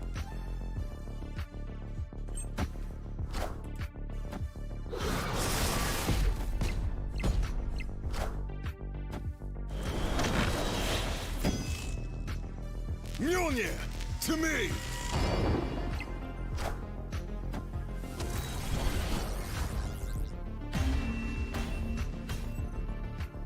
Victory!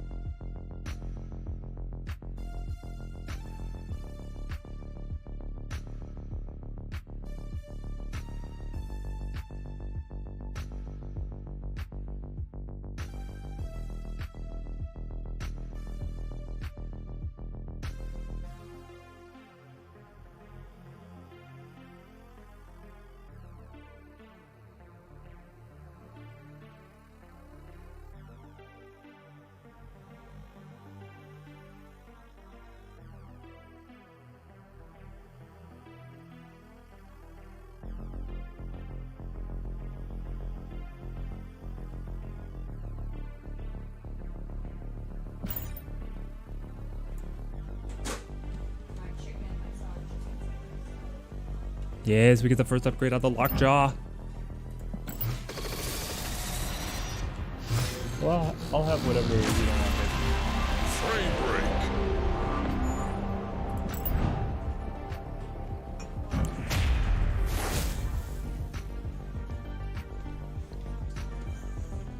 I need to look at the tweet, Urko. All right, let me see. Scroll it up to try to find it.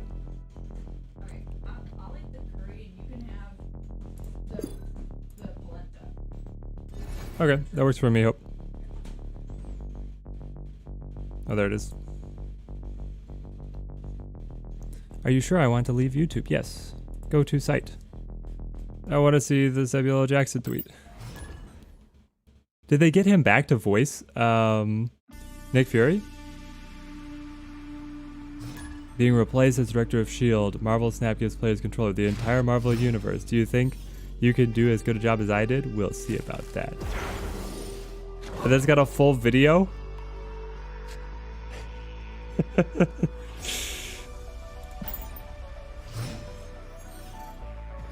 Now this is marketing. Oh man, I love it.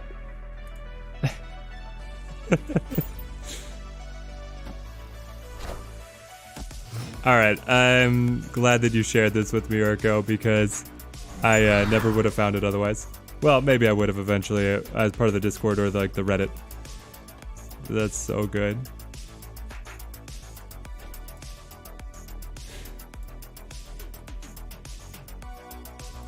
Okay. A 3-drop. Sure. Send it across. Full send.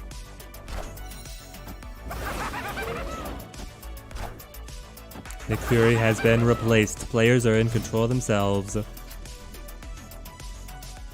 Let's go with the Ironheart.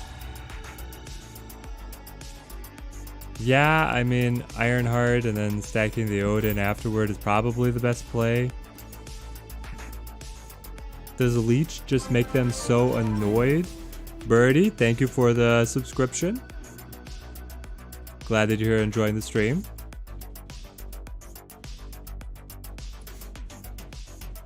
Well, we go Leech Odin right now. I don't know, it's hard to say. It's hard to say what we would like to be able to accomplish.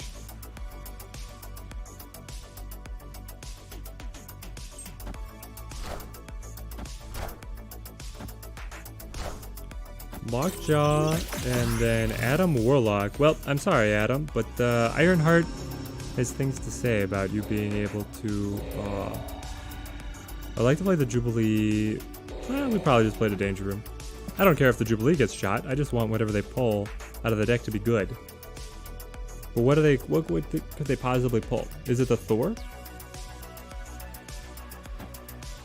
What else do I have? They could pull Wasp or Thor?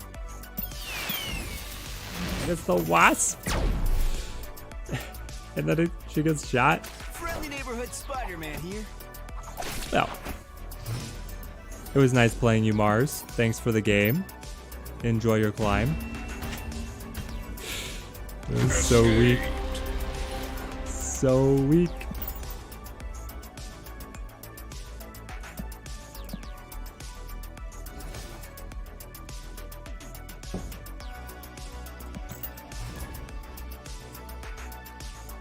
Okay, I still want to see Lockjaw pull Green Goblin from the deck, hand it to the opponent, and have an open spot, but I'm leaning more and more towards seeing Wave in as an energy cheat to be able to get Dr. Doom out, and then the Odin can play and reactivate the Dr. Doom or something like this. If we keep drawing the Green Goblin, we're not going to be able to cycle it with the Lockjaw. Okoye, I'll take it.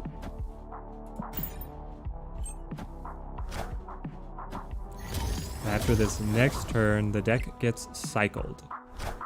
I would love to get Lockjaw right now and then immediately play the Wasp and then get the reshuffle and have the reshuffle draw me Wasp again. But no. Okay. Well, it's Green Goblin then. So Odin has the buff up to a 6/9. I mean, that feels pretty respectable. The opponent playing Daredevil armor, so it's a destroyer deck. I got the Infinite. Only thing we have to play is Thor. But then I'm not going to be able to play Jane Foster because of Dream Dimension. And they've got a Green Goblin to send back across, of course. Yeah. This one's looking like yet another retreat because Destroyer is going to pop the Green Goblin, the Nova is going to give out the buffs. Meanwhile, we're struggling at all the other locations. I mean, the opponent still hasn't snapped, so... I mean, as long as the opponent doesn't snap, I usually just kind of let things ride. Goblin can be played on Lockjaw too. But then he goes across, and then he still cycles. Doesn't he? I feel like I've seen this happen to an opponent. I mean, we'll try it. We'll try it, but I'm pretty sure that it doesn't work.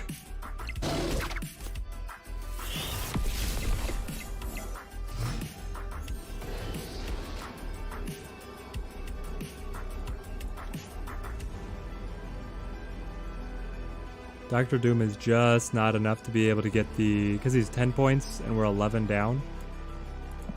Alright, I'm just going to retreat. We didn't have to pay the extra cubes to be able to see the Destroyer come in and win the game. We've seen it all before.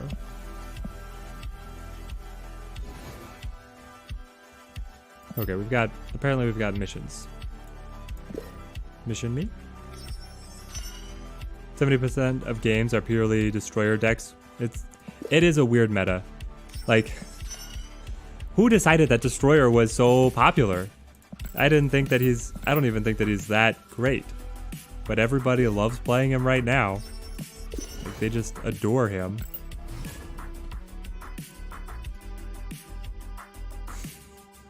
Yeah, he goes into your deck again, and you get a new cycled card. Well, right. So Green Goblin is a cheap way to be able to activate Lockjaw again. Yeah, I guess you are right on that, Hame.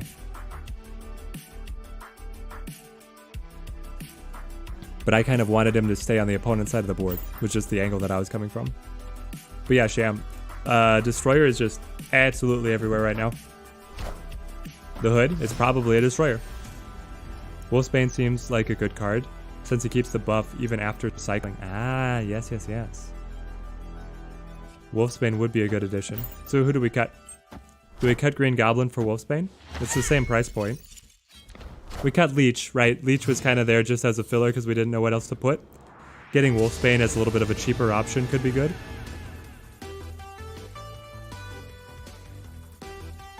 I mean, I guess I go Lockjaw here.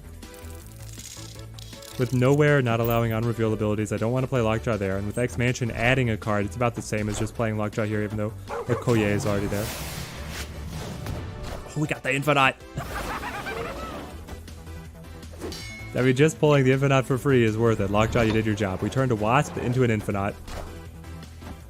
So when we're dusting off the old Agatha deck, we'll bring her back.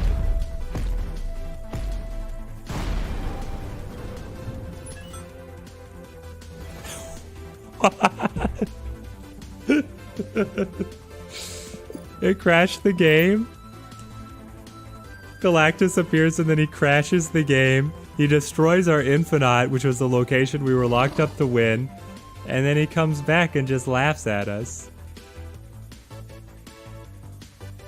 What do we even do with this? What are the odds? Exactly. Well, what is it? 1 in 300? I don't think I want to play... Well, no, I don't want to play Jubilee. Jubilee clogs my spot. Galactus destroys the client.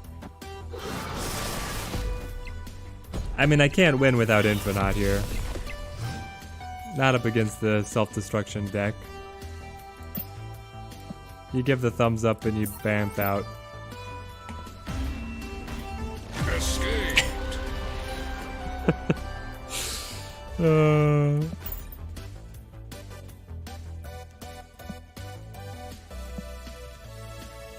I mean, yeah, Jane into Odin would have been something, but I don't think it would have given us what we needed. It's only like 16 power. And the opponent is clearing his side of the board. He's able to add death and do all these other things.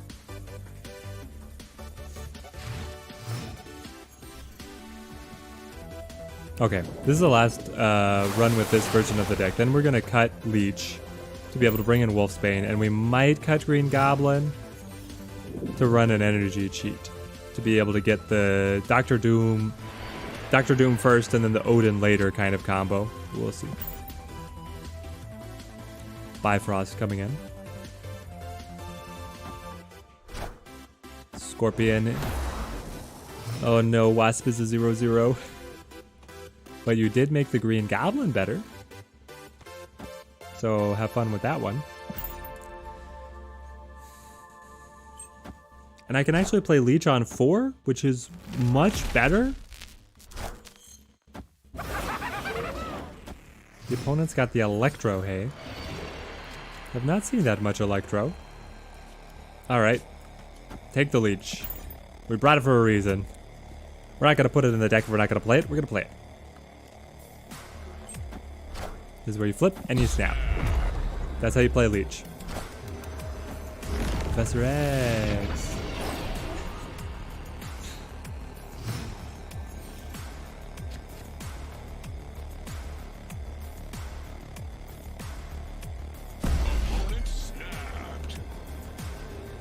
Elysium looked like Lemuria for a split second.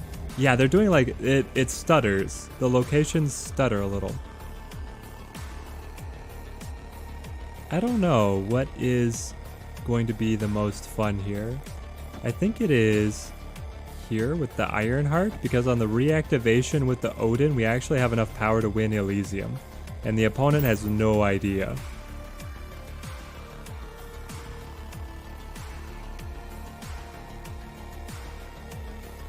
And maybe, who knows, we'll get Mjolnir. Ironheart to Odin? Yes, I think we're on the same track, Red. The opponent doesn't know. Is anyone gonna tell him? Doc Ock? Leave the Odin? No! They broke the combo. But they did give me Infinite. I don't know if they wanted to give me the Infinite. Might of Asgard. Mjolnir. Unfortunately, they flipped first. So, we did not have Mjolnir to get resummoned into hand. Oh, there's the Mjolnir.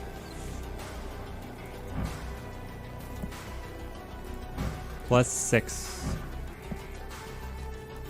I mean, it's for 8 cubes, but we're up by 5 and we're going +6. Oh, we gotta write it out. We gotta write it out. Doc Ock chose to tangle with the Infinite. Mjolnir. To All right, me. throw the GGs to the opponent. Oh, what? What? No. No. Burn Leech. Burn Leech to the ground. Burn Leech to the ground.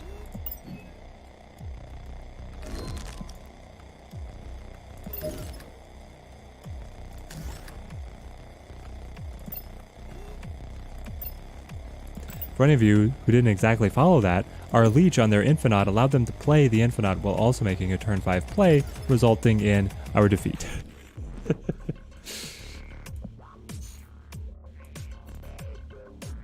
Okay, so we said that we were adding in the Wolfsbane.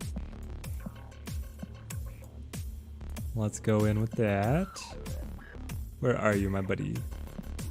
Electro would be interesting to play Electro onto Lockjaw, but obviously you don't want him popping up out of the deck.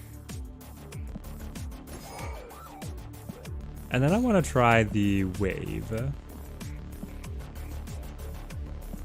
Wave could give us a second victory condition by cheating out Dr. Doom and then playing Odin in behind. Okay, let's update this.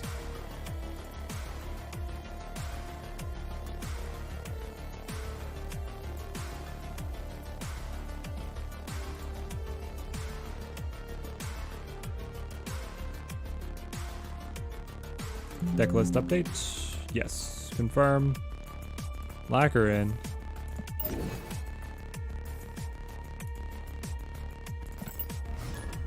Take her out for a ride.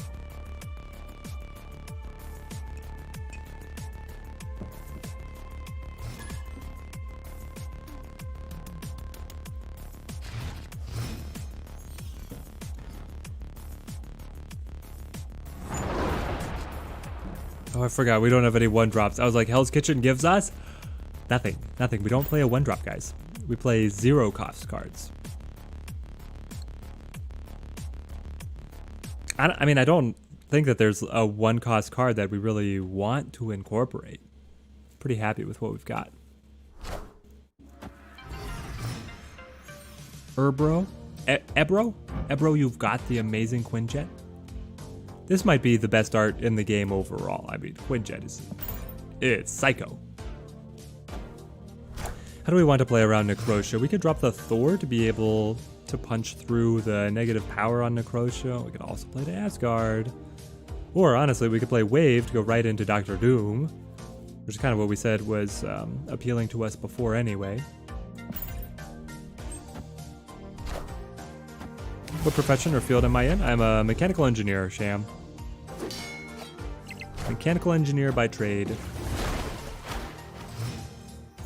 But the strategy games have always been a hobby of mine.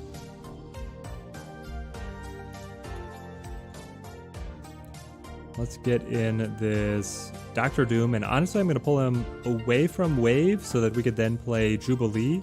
Jubilee could potentially pull the Odin and then re-trigger the Dr. Doom. Ah, you've got the Nick Fury. Interesting. You get the Nick Fury out there, which the Quinjet is then making all of their 6 costs 5 costs. We will play the Jubilee. I got my fingers crossed here that the Jubilee pulls Odin. And then Odin reactivates to summon extra Doom bots and then triggers Jubilee yet again as well. We got it! Let's go. Oh, Lockjaw, sure. And then it cycles the Jubilee into the Okoye? What a chain. One card in deck. Everything else in hand or on board.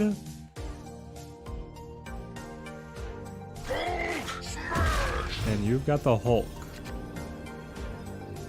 And we've got the Jubilee back, but the Jubilee doesn't do anything.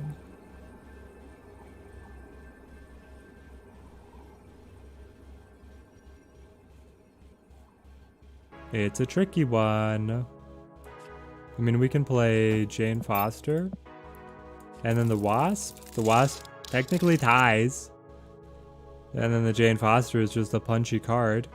That seems like the best option we have. The other option is that you play Thor Ironheart. This is 9 power total. That would be 10 power, so 1 power better, but distributed randomly on the side of the Ironheart.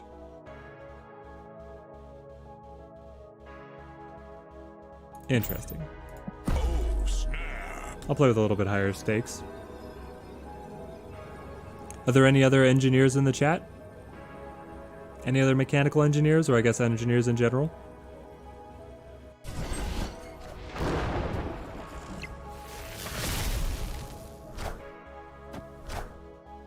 Okay, they hit the Wolfsbane. They're surrendering Necrotia. Sentinel ties. Agent 13. There it is. Lost to the Quinjet deck. Ouch. I don't know, I felt like after Odin retriggered Doctor Doom, we were in a good spot there. But I suppose not. You started a degree in mechanical engineering, but then switched to computer science. I actually had a lot of friends go the other way, that they started computer science and then they ended up in the engineering side. Which was, I mean, it was just kind of a factor of the program at my university. Did 1 semester of civil engineering, but then bailed and shifted to dentistry. Well, there you go. That's quite the pivot, but I hope that you have found something that is sustainable for you, Sham. I was interested in civil engineering. I mean, I like the idea of... I was always wanted to be an architect as like a really little kid, but then I realized to be an architect, you'd have to be able to draw, and I was like, that's not happening. So I was like, I'll be an engineer instead. You know, it's one of those... You're a kid who grows up with Legos, wants to be a construction worker, an engineer, or an architect. So that was me. About to graduate in a couple of semesters. Fantastic, Sham. Fantastic. Let's go with the wave again, I suppose. I mean, it worked last time. Wave into Doctor Doom into Odin. Assemble. I shouldn't say that it worked because we did lose, but I'll give it a go. I felt like that specific combo was good.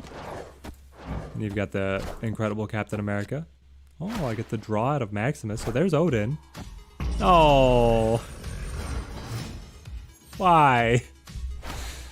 Why, Ultron? Why would you do this to me?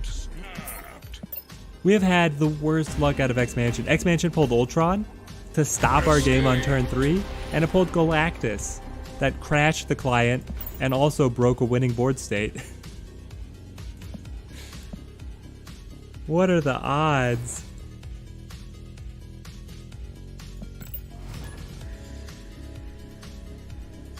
Wild. Wild and disheartening. This is a rematch, right? We just played Puppet? No. This is somebody different. Okay, we lose the Jane. This is alright. We can still play Jubilee. Odin on Jubilee is pretty solid. It's the Steam client RNG. The Steam is like spinning the wheel and they're like, this one for Teddy. This is the worst possible option. We ran the numbers. Here you go. A turn 3 Ultron. I know you showed it before, but how do you pick a deck on the far right? You have to go options and then go out of full screen and then select it and then go back into full screen. I'm going to go ahead and play Wolfsbane because Odin could re-trigger for a bonus. I guess I could have played Wasp. Well, never mind. The Soul Read with the Cosmo. Yeah, all of the client's like visual bugs will fix when it's out of full screen. I guess I'll play Jubilee over here then. You've got the Daredevil and the Colossus. So this is a Destroyer deck again, right? But yeah, Sokovia killed their Destroyer though. And we got an Infinite. I mean, that feels incredible. Let's go Lockjaw, Okoye, Wasp, please. This sounds like an amazing start for us. Okoye will buff the deck, cycle for a buffed card. Wasp will then cycle for a buffed card. The opponent is confident. They're trying to bait us with this Daredevil, having seen our play, but I don't care. Right? Right, chat? I'm not crazy. They lost Destroyer with Sokovia. Ah, Professor X is gonna lock us in. Interesting. Just go the Spider-Man card back from the season pass. It looks pretty good. I think that the card backs this season do look incredible. They're great.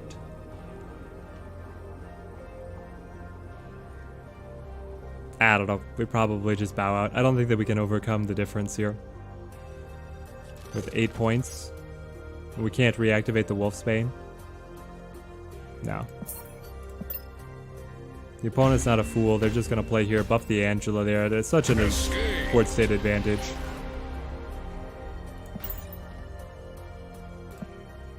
Oh, but the Wasp upgrades.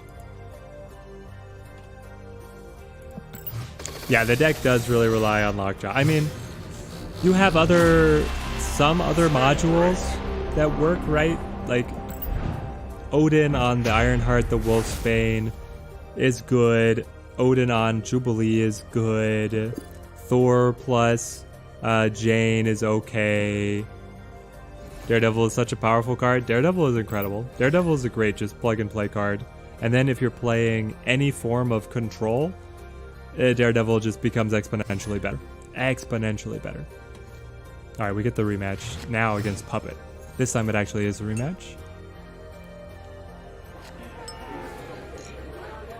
But yeah, the deck relies so heavily on reveal abilities and Lockjaw. If we don't get them, it doesn't do that great. Destroyer decks again. That's why I took a break from grinding to infinite. They are everywhere. I mean, everybody's just like, oh, MarvelSnapZone.com says Destroyer is the best deck. I'll play Destroyer. And there we go. Do we have a way to be able to... I mean, Bar with No Name is interesting. We can do stuff like... we can play Thor's Hammer over there. We can play Ironheart over there. We have to be careful of the order.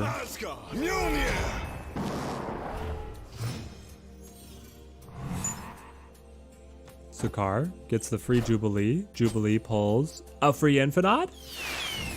No, it's a Lockjaw. And they get the Iron Man, of course. Of course they do. Honestly, I think it is Okoye Wasp. Cycle the Wasp. Take another pull for the Infinite. Warpath is really good because there's no way in heck they want to play the Bar with No Name.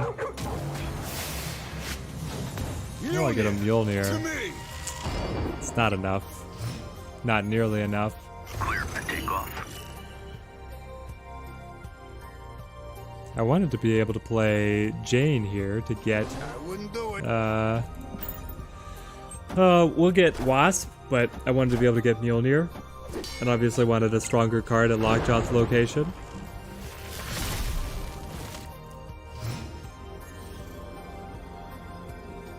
Now they just play Destroyer. Yeah. Opponent snapped. Well, we lose again. I don't know, guys. I don't feel like it's a question of optimizing the deck. It's more... we're just getting smacked. Is there... What counters Destroyer, guys? Is there any specific card tech we would bring in to stop Destroyer?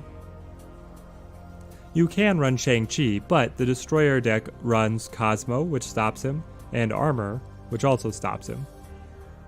And they're only playing Destroyer in the very last turn. You could run... I don't know, what even... Decks that flood all 3 lanes. Yeah, if you can provide pressure on all 3 lanes, then their big final play doesn't necessarily make it. Yondu for the Lucky Destroy. I don't want to run Yondu just to hope that I hit Destroyer. That seems terrible. We'll get the Okoye. Hang on. I want the Okoye at the Bifrost. Here we got Lockjaw early. This should be the best case scenario for our deck. We get to play the Lockjaw immediately. To the peak. It's made the Wasp a 0-2. Okay. Let's do this. I mean, talk about tempo. Victory. The opponent was probably playing Destroyer, guys. So it turns into a 6-6 instead of the 16. Enchantress works to deactivate the armor lane. Ah, we run Enchantress. Enchantress turns off armor and then Destroyer destroys his own board. And it can only win 1 location. Enchantress might actually be the answer. We could run Enchantress instead of... who? Okoye? I don't know, I kinda like Okoye as like a cheaper tempo play. Cloning Vats. We can play Lockjaws on all locations. Maybe a Dracula deck. You can put a lot of pressure with it. Play Leader, so you copy his Destroyer and destroy your whole board. Yeah, Sham, thanks. That's exactly what I'm thinking would be fun. Yeah, Sham solved it. You play Leader. And then it's just 2 Destroyers looking at each other at the end of the game. But of course, you know, they've got everything else. Goose locks down a lane from Destroyer. Ah, we can play the Goose. You see that they're setting up to play Destroyer in a specific lane. You play the Goose. Then they have to play Destroyer somewhere else. And you can account for the other lanes from there. That's actually a good idea. I just need a different deck. Yeah, this deck doesn't... I mean... This deck could run Goose, this deck could run Enchantress, but it doesn't necessarily like running those cards. They're crowding out cards that otherwise give us pretty strong synergies and value.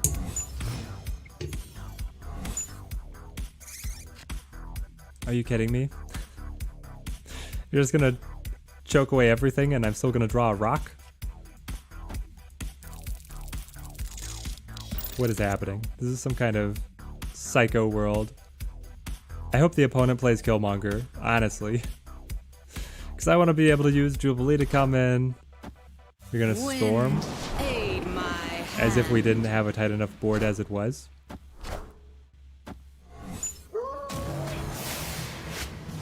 Mjolnir. Okay, Mjolnir's out there. Now... I don't know. If I Jubilee, I don't really pull anything good. I probably pull Wave.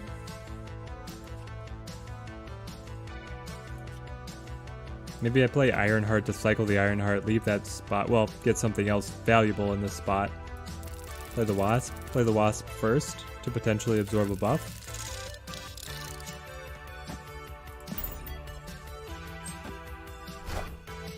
We've got the Blue Marvel. Ah, the Blue Marvel is so good with double Central Park and all the squirrels. So many buffs.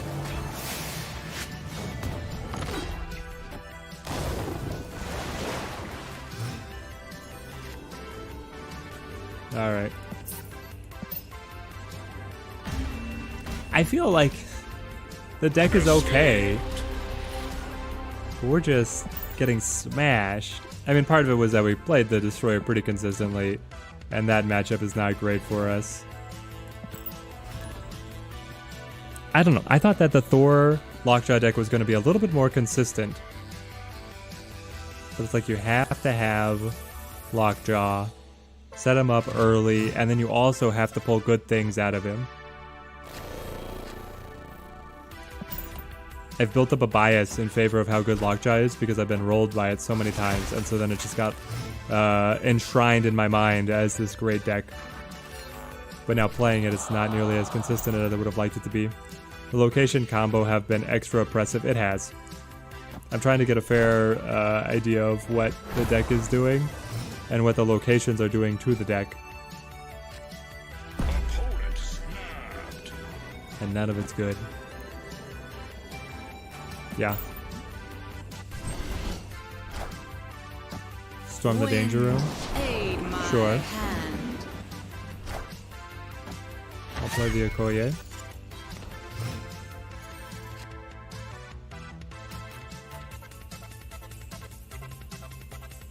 I mean, Infinite is stuck in hand. I can't cheat it out once it's in hand. Everything that is in deck is not actually very good for Jubilee to be able to pull, besides Jane Foster. But Jane Foster's only good if Thor is already on the board. Maybe I get Thor on the board and then we pull out Mjolnir to be able to get the buff.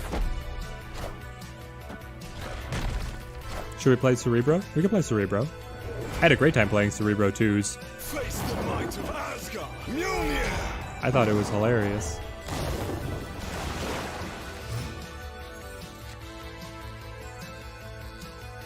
Okay. Hang on. The opponent thinks they can win this with their Blue Marvel? Do they have Blue Marvel plus Onslaught? Even Blue Marvel plus Onslaught. Nope, they just got the Brood. Okay, well. We're gonna win this one.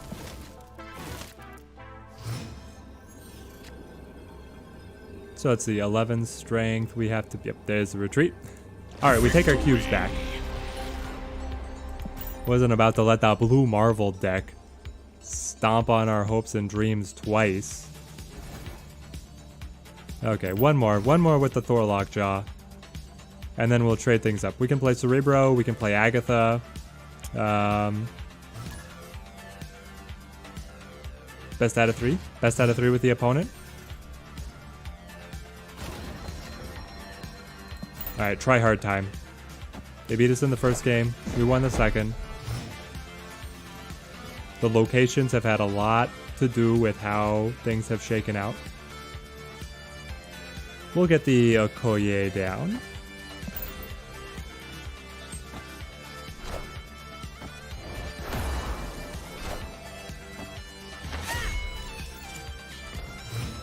Okay, if we set up Lockjaw on mid, we can then start doing all of our card cycles. Wolfsbane, Ironheart, Thor, all good cards.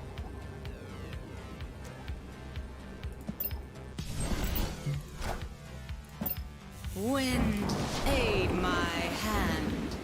Got the Storm on the Lechigilia. I mean, we've seen this play from the playbook from the opponent is the same every single time. Every single time. Which one is better? Probably the Ironheart, because then you can play the Wolfsbane after. They get Brood to fill up flooding, but we don't take the bait. We don't want to fight them in the floods. We get the wave. Well, I take it back. We might actually fight them in the floods, because now we can throw out the Dr. Doom. Which is also going to get a buff on the Doombot on Washington, D.C. Then he will cycle. Infinite is still a possibility of what he could pull. Gosh.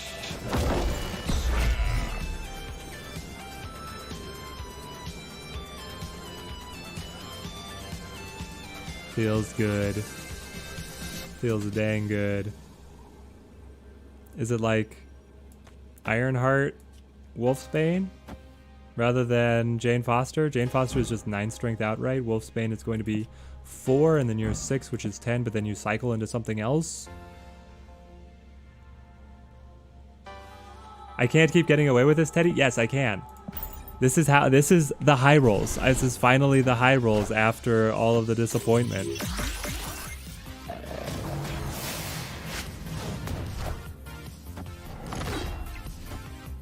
'20 strength. What you got, Mr. Sinister? Mr. Sinister is not 20 strength. Ah, there's the Cerebro.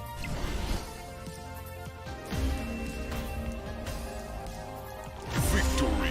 And we take the 8. Give him the fist bump. We muted the opponent, so we don't see what they had to say. I'm sure they were real happy with that outcome.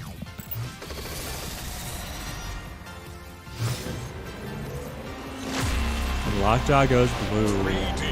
Alright, that's a great note to end on with that deck. Let's try something else. Still trying to be able to complete my collection.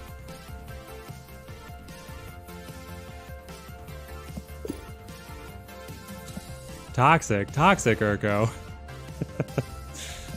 Who said anything about being toxic? I'm just having a great time here on the Marvel Snap release.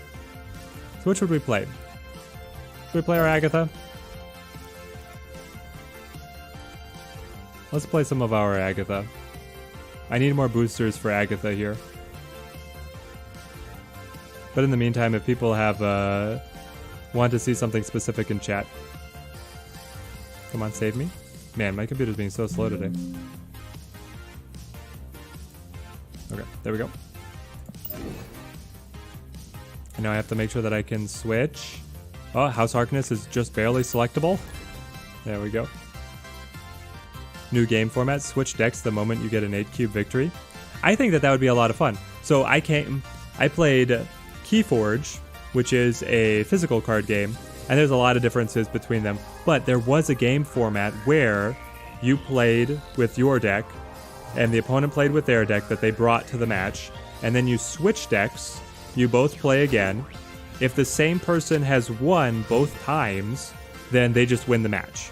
But if one deck specifically won both times, then you go into a final third match where you bid a handicap to be able to see who gets to play the stronger deck.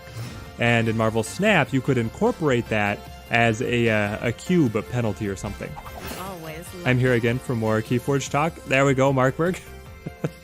I love it. But when I feel like Keyforge had some really interesting formats. I think that they could translate two things that you could do in Marvel Snap. Being able to have a format where you switch deck lists, being able to have a format where you bid cubes effectively into the match to be able to play what you perceive as the stronger deck. Agatha's gonna get cut out by Lady Sif here. Agatha is great because I don't have to pay attention to the first couple matches. I can just talk to chat. Agatha drove a retreat? I didn't even play the Agatha. Are you kidding? Alright, but we're trying to get Agatha up to gold. We're gonna at least play until Agatha is gold. Which will be very fast because she takes all the boosters every single time. And what is she, green right now? Or is she blue right now? She's green right now, so we have to go blue, purple, gold. Ah, that actually might take a little bit. Agatha just giving us free wins, exactly. It is, it's so free. Here though, we don't have any way to be able to cheat her out. Quicksilver, okay. Oh, and this is the rematch up against BS. BS must have just drawn a bricked hand before. The Superflow, of course. Not a great start. Right on time. But out goes Domino. Straight into the Superflow, I mean, why not? Build some tempo in the spot now that we've already soured it. Is there a way that we can get cloned value? Oh no. We didn't draw Wave and we didn't draw Lady Sif. So now we go into uncharted territory. This is where we should really just retreat. But I'm curious as to what's gonna happen.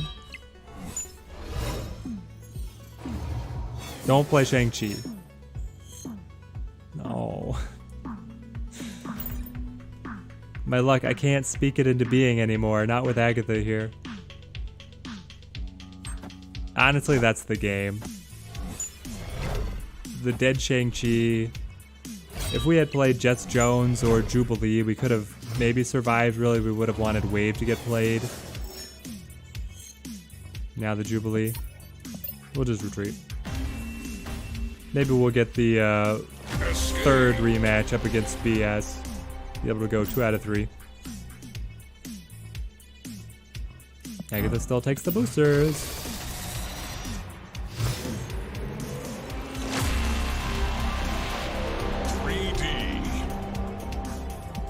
Does this take us up to a cash? Fingers crossed. No, but it will on the next pull. And we have 400 credits banked. That's plenty. All right. Bring me back.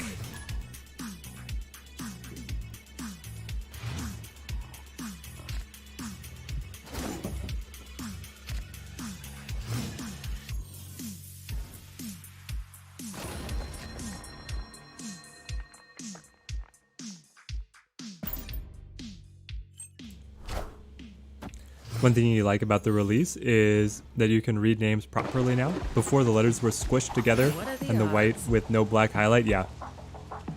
The player name font got a lot better, and they also improved the number over the cube. That before hadn't had like the contrasting outline to be able to make it visible. Is Awberry Drewberry? I know that there's a content creator called Drewberry. But is this him? We didn't do it again? How does Agatha brick twice in a row? I have 2 cards. I only have to see them in my first 7. Wind, aid my hand. Now you're gonna cancel the raft, sure. Now I get Lady Sif, but you're not gonna play Lady Sif, you're gonna play Jess Jones. To the spot that we have to follow up to next turn.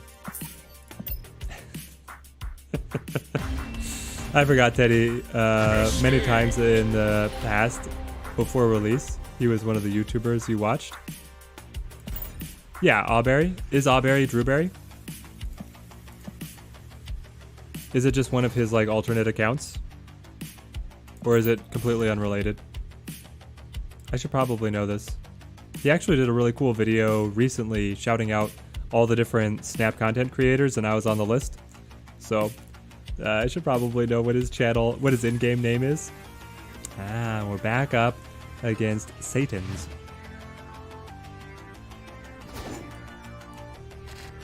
But this time playing a completely different deck. Maybe we'll be able to have some surprise factor up against him.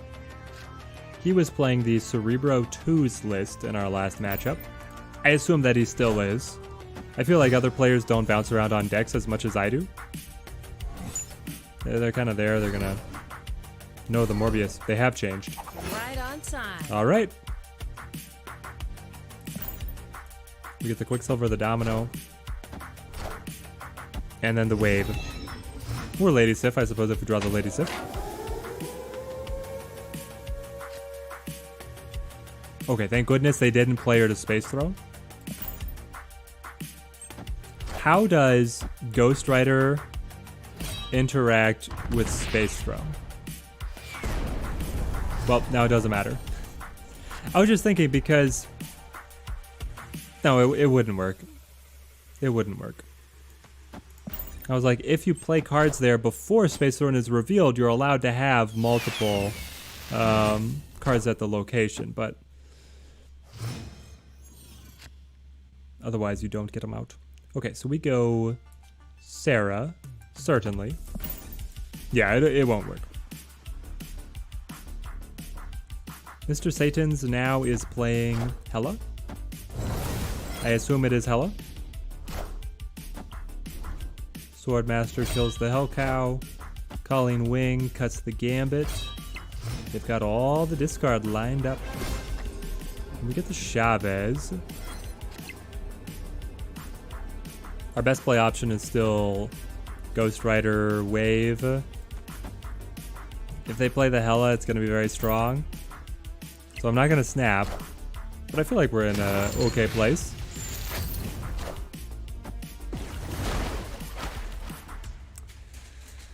We got the Jess Jones because of the discard from Sokovia, but they did not have the Hela. So, Victory. Kind of a low roll on either side for us.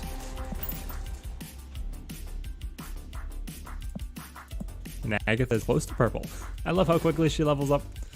She's already infinite split as well.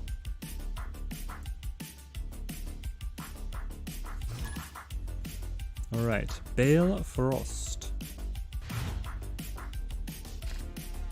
That's enough, Agatha. All right, we'll get this one more game out of the way. Gamma Lab. Okay, that's it. No, play to the Gamma Lab. Please. Don't do this to me. The randomness is killing you. Yeah. What are the odds? At least right now we have Lady Sif, and then can immediately go into the Ghost Rider. You could have played Domino to the Gamma Lab too.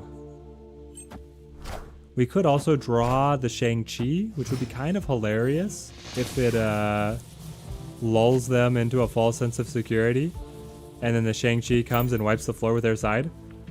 The best Agatha hand? I agree, this is the best Agatha hand. They've got 4 Hulks. If we draw the Shang-Chi, it is lights out.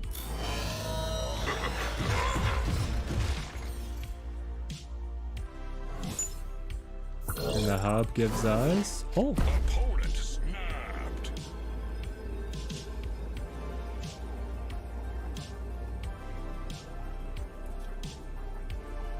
I think it's just Jones to the hub. And then they get the Hulk out of that queen. And then it is Sarah. Sarah will allow us to play Ghost Rider and Jubilee, or Ghost Rider and Shang-Chi. If we get the Shang-Chi, we snap back. But we could also play the Jubilee to be able to potentially pull the Shang-Chi and then kill all the Hulks. Come on. Oh, yes, we get the Chavez. We're guaranteed to get the Chavez. So we have to go Jubilee. Oh, man. I mean, I'm feeling pretty good. Getting the Ghost Rider plus the Agatha and then the Jubilee with a 1 in 2. 50% chance to be able to pull the Shang-Chi and kill 48 power worth of Hulks. I mean, I would pay money to the movie theater to watch Shang-Chi fight Hulk's family.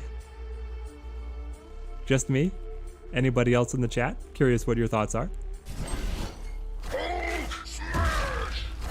Shang-Chi.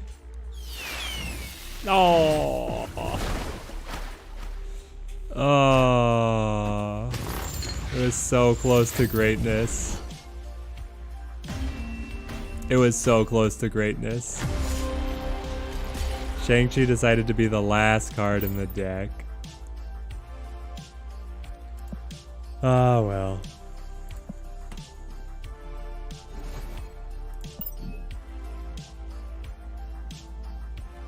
Alright, let's see. What else is fun? Honestly, I kind of want to play Hazmat. Hazmat or... yeah, let's play Hazmat.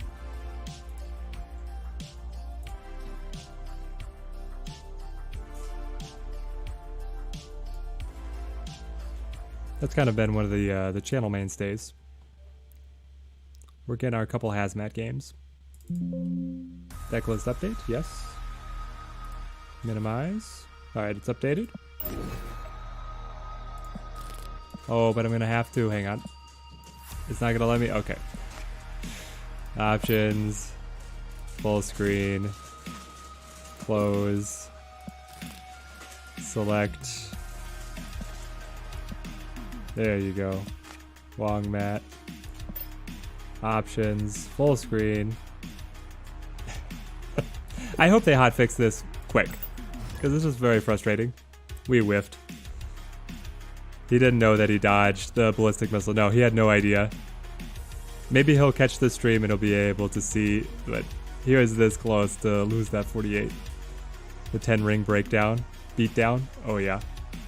Shang-Chi was waiting. And it was so, I mean, it was a 50-50. I felt so good about it. So we put the extra 4 cubes on the line.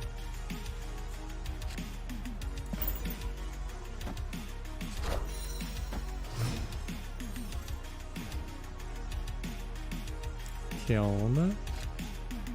Interesting. Now we do have the Wong, but with Mindscape we're not going to be able to play the Odin in behind. So it gets a little sticky. Iron Fist kicking the Nightcrawler, sure. He's able to move anyway. We lose Colossus. I'm not gonna sweat it. We get the Mystique, which is amazing. We could still go Wong into Mystique into Hazmat. We're poised for a pretty good swing there. With them having the Widow's Bite, they also have the Green Goblin. Our side of the board is not nearly as developed. Oh, there was the Odin.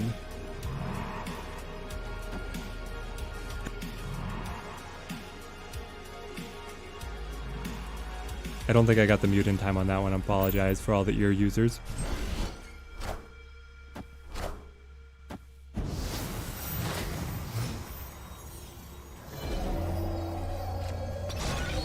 Viper, eh? I'll take it. Viper Ironheart. Here's the thing, the Odin is not useful for them, and neither is the Mystique. So they're getting an absolutely dead hand. Doctor Strange pulling... Vulture is still the biggest at 3? What a bold man to play Rocket, which could go up to 4, and then steal the pull from Doctor Strange. Okay. Hood. That's it.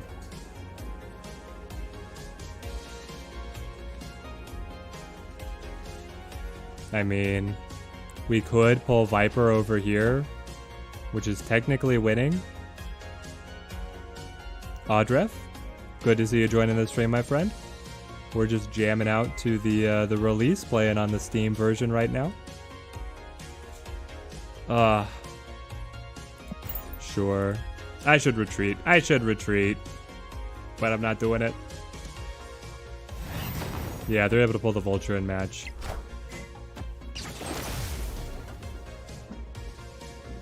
And then the Odin, the Raccoon, the Doctor Strange, yep. We should have just passed. 2 a.m. here? Oh my gosh, Audref.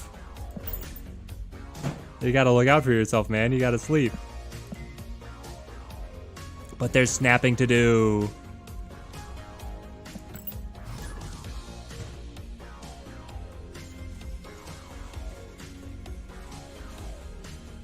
Alright, that one was not great for us. I mean, we had the great draw, but then the Mindscape just chucked it up for us.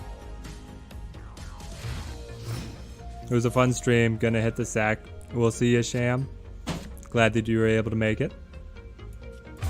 I'll throw out the Colossus here.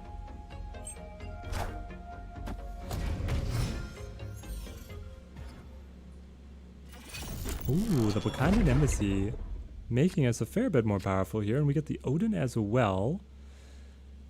I think we just play the Viper. I mean, nothing triggers on the Viper, but a 1-5 is still worth dropping down, and we can play the Ironheart to be able to get more buffs. We can stack Ironheart and White Tiger for the Odin. Yeah, I'm good with this. Honestly, there's a point to play Mystique just in Adavalier to get the extra 5, but we'll see. They've got the Lockjaw. Okay. Lockjaw on the Scorpion. Scorpion bounces. Maybe we should add Scorpion to our Lockjaw deck. Spider-Man. Interesting. Well, I didn't want to play it in Adavalier anyway. It's okay. But I do want to play the White Tiger. Maybe we'll get Wong. If I could get Wong and then play the Odin, we can re-trigger Ironheart so many times and all the Spirit Tigers. We'll still get the big benefit of the Odin Wong combo.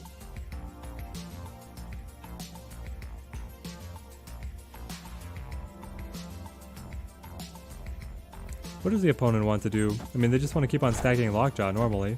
We've got the Red Skull. Red Skull is only going to make my side of the board more powerful. If I'm able to spam out the bodies, though.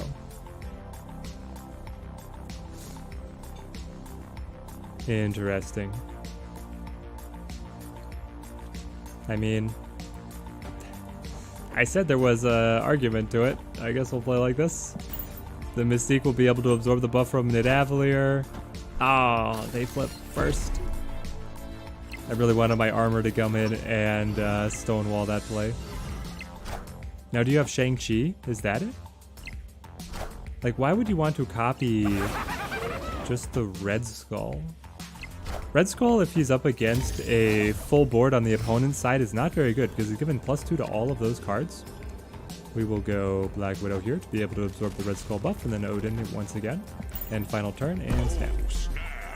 What's the final play? Do they have something to be able to turn the Red Skull off with Enchantress? Are they trying to use Shang-Chi to be able to kill my cards? Like they'll be able to kill the Tiger Spirit and Viper if they play Shang-Chi to Nidavellir. That swings the game pretty heavily. No, you have Dracula Rogue. Okay. Oh, but the Rogue cycles, yes. And then the Sunspot is just the same. Now it's all on the buffs. Come on, Ironheart. Yes. Oh, we squeaked it out.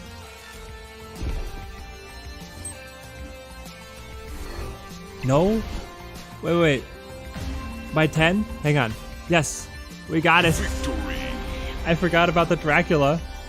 The Dracula comes in with a +3, but then we still win on margin of victory. That's so close. So incredibly close. I think we're good for 2 more games here. Back up against BS.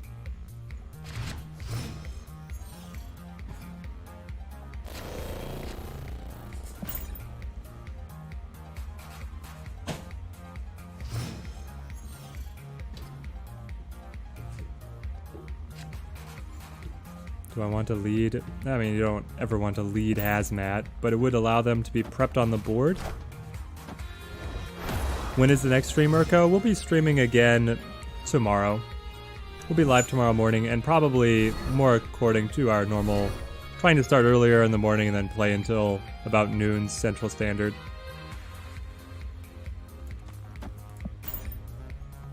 That's going to be the plan. And then this afternoon, it's going to be panic work on guides and some other video projects that I have. We're planning on doing a Honest Trailer parody for Marvel Snap. So stay tuned to the channel for that because it's gonna be fun.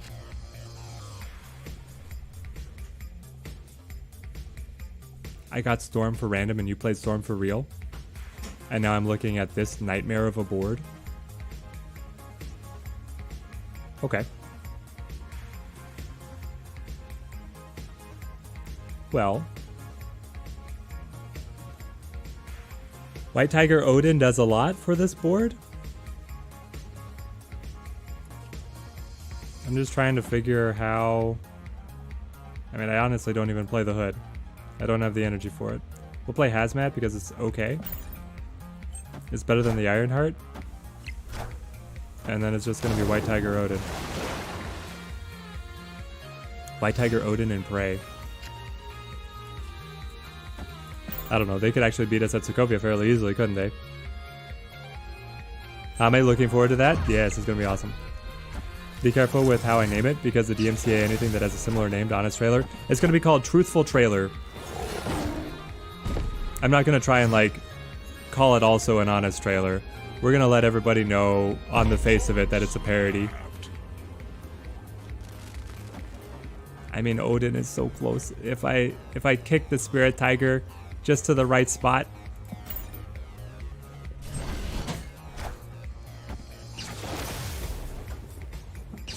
Excuse me?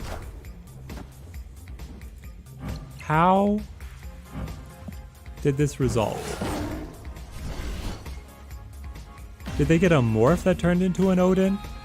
Victory. Is that what happened?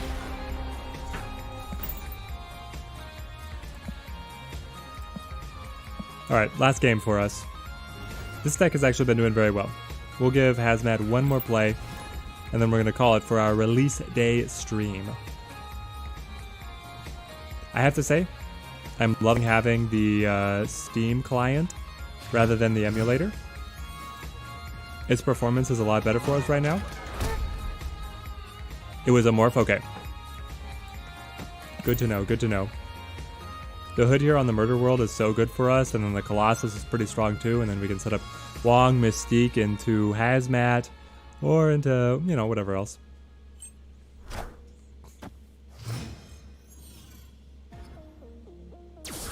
Gamma Lab. Well, Demon is good, but a Hulk is better. Now, interesting. Do we play...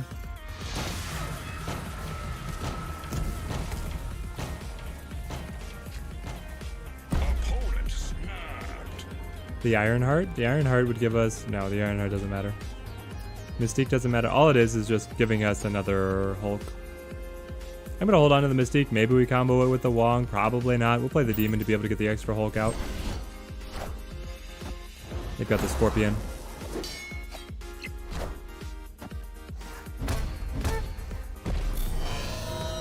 Alright. 2 Hulks on either side. Shang-Chi is not in this deck, unfortunately, to be able to answer.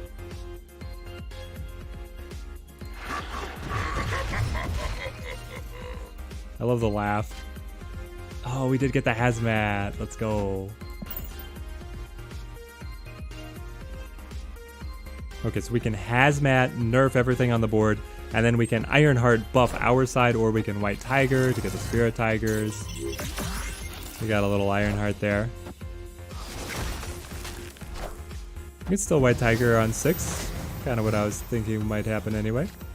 BS is going first, so we've also got the Odin in case we just want to bury them with the Hazmat.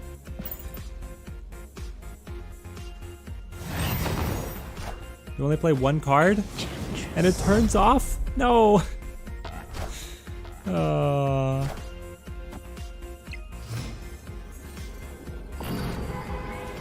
It's so unfortunate.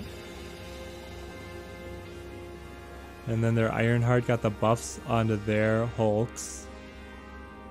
I don't know about this one. I think we're gonna have to drop off.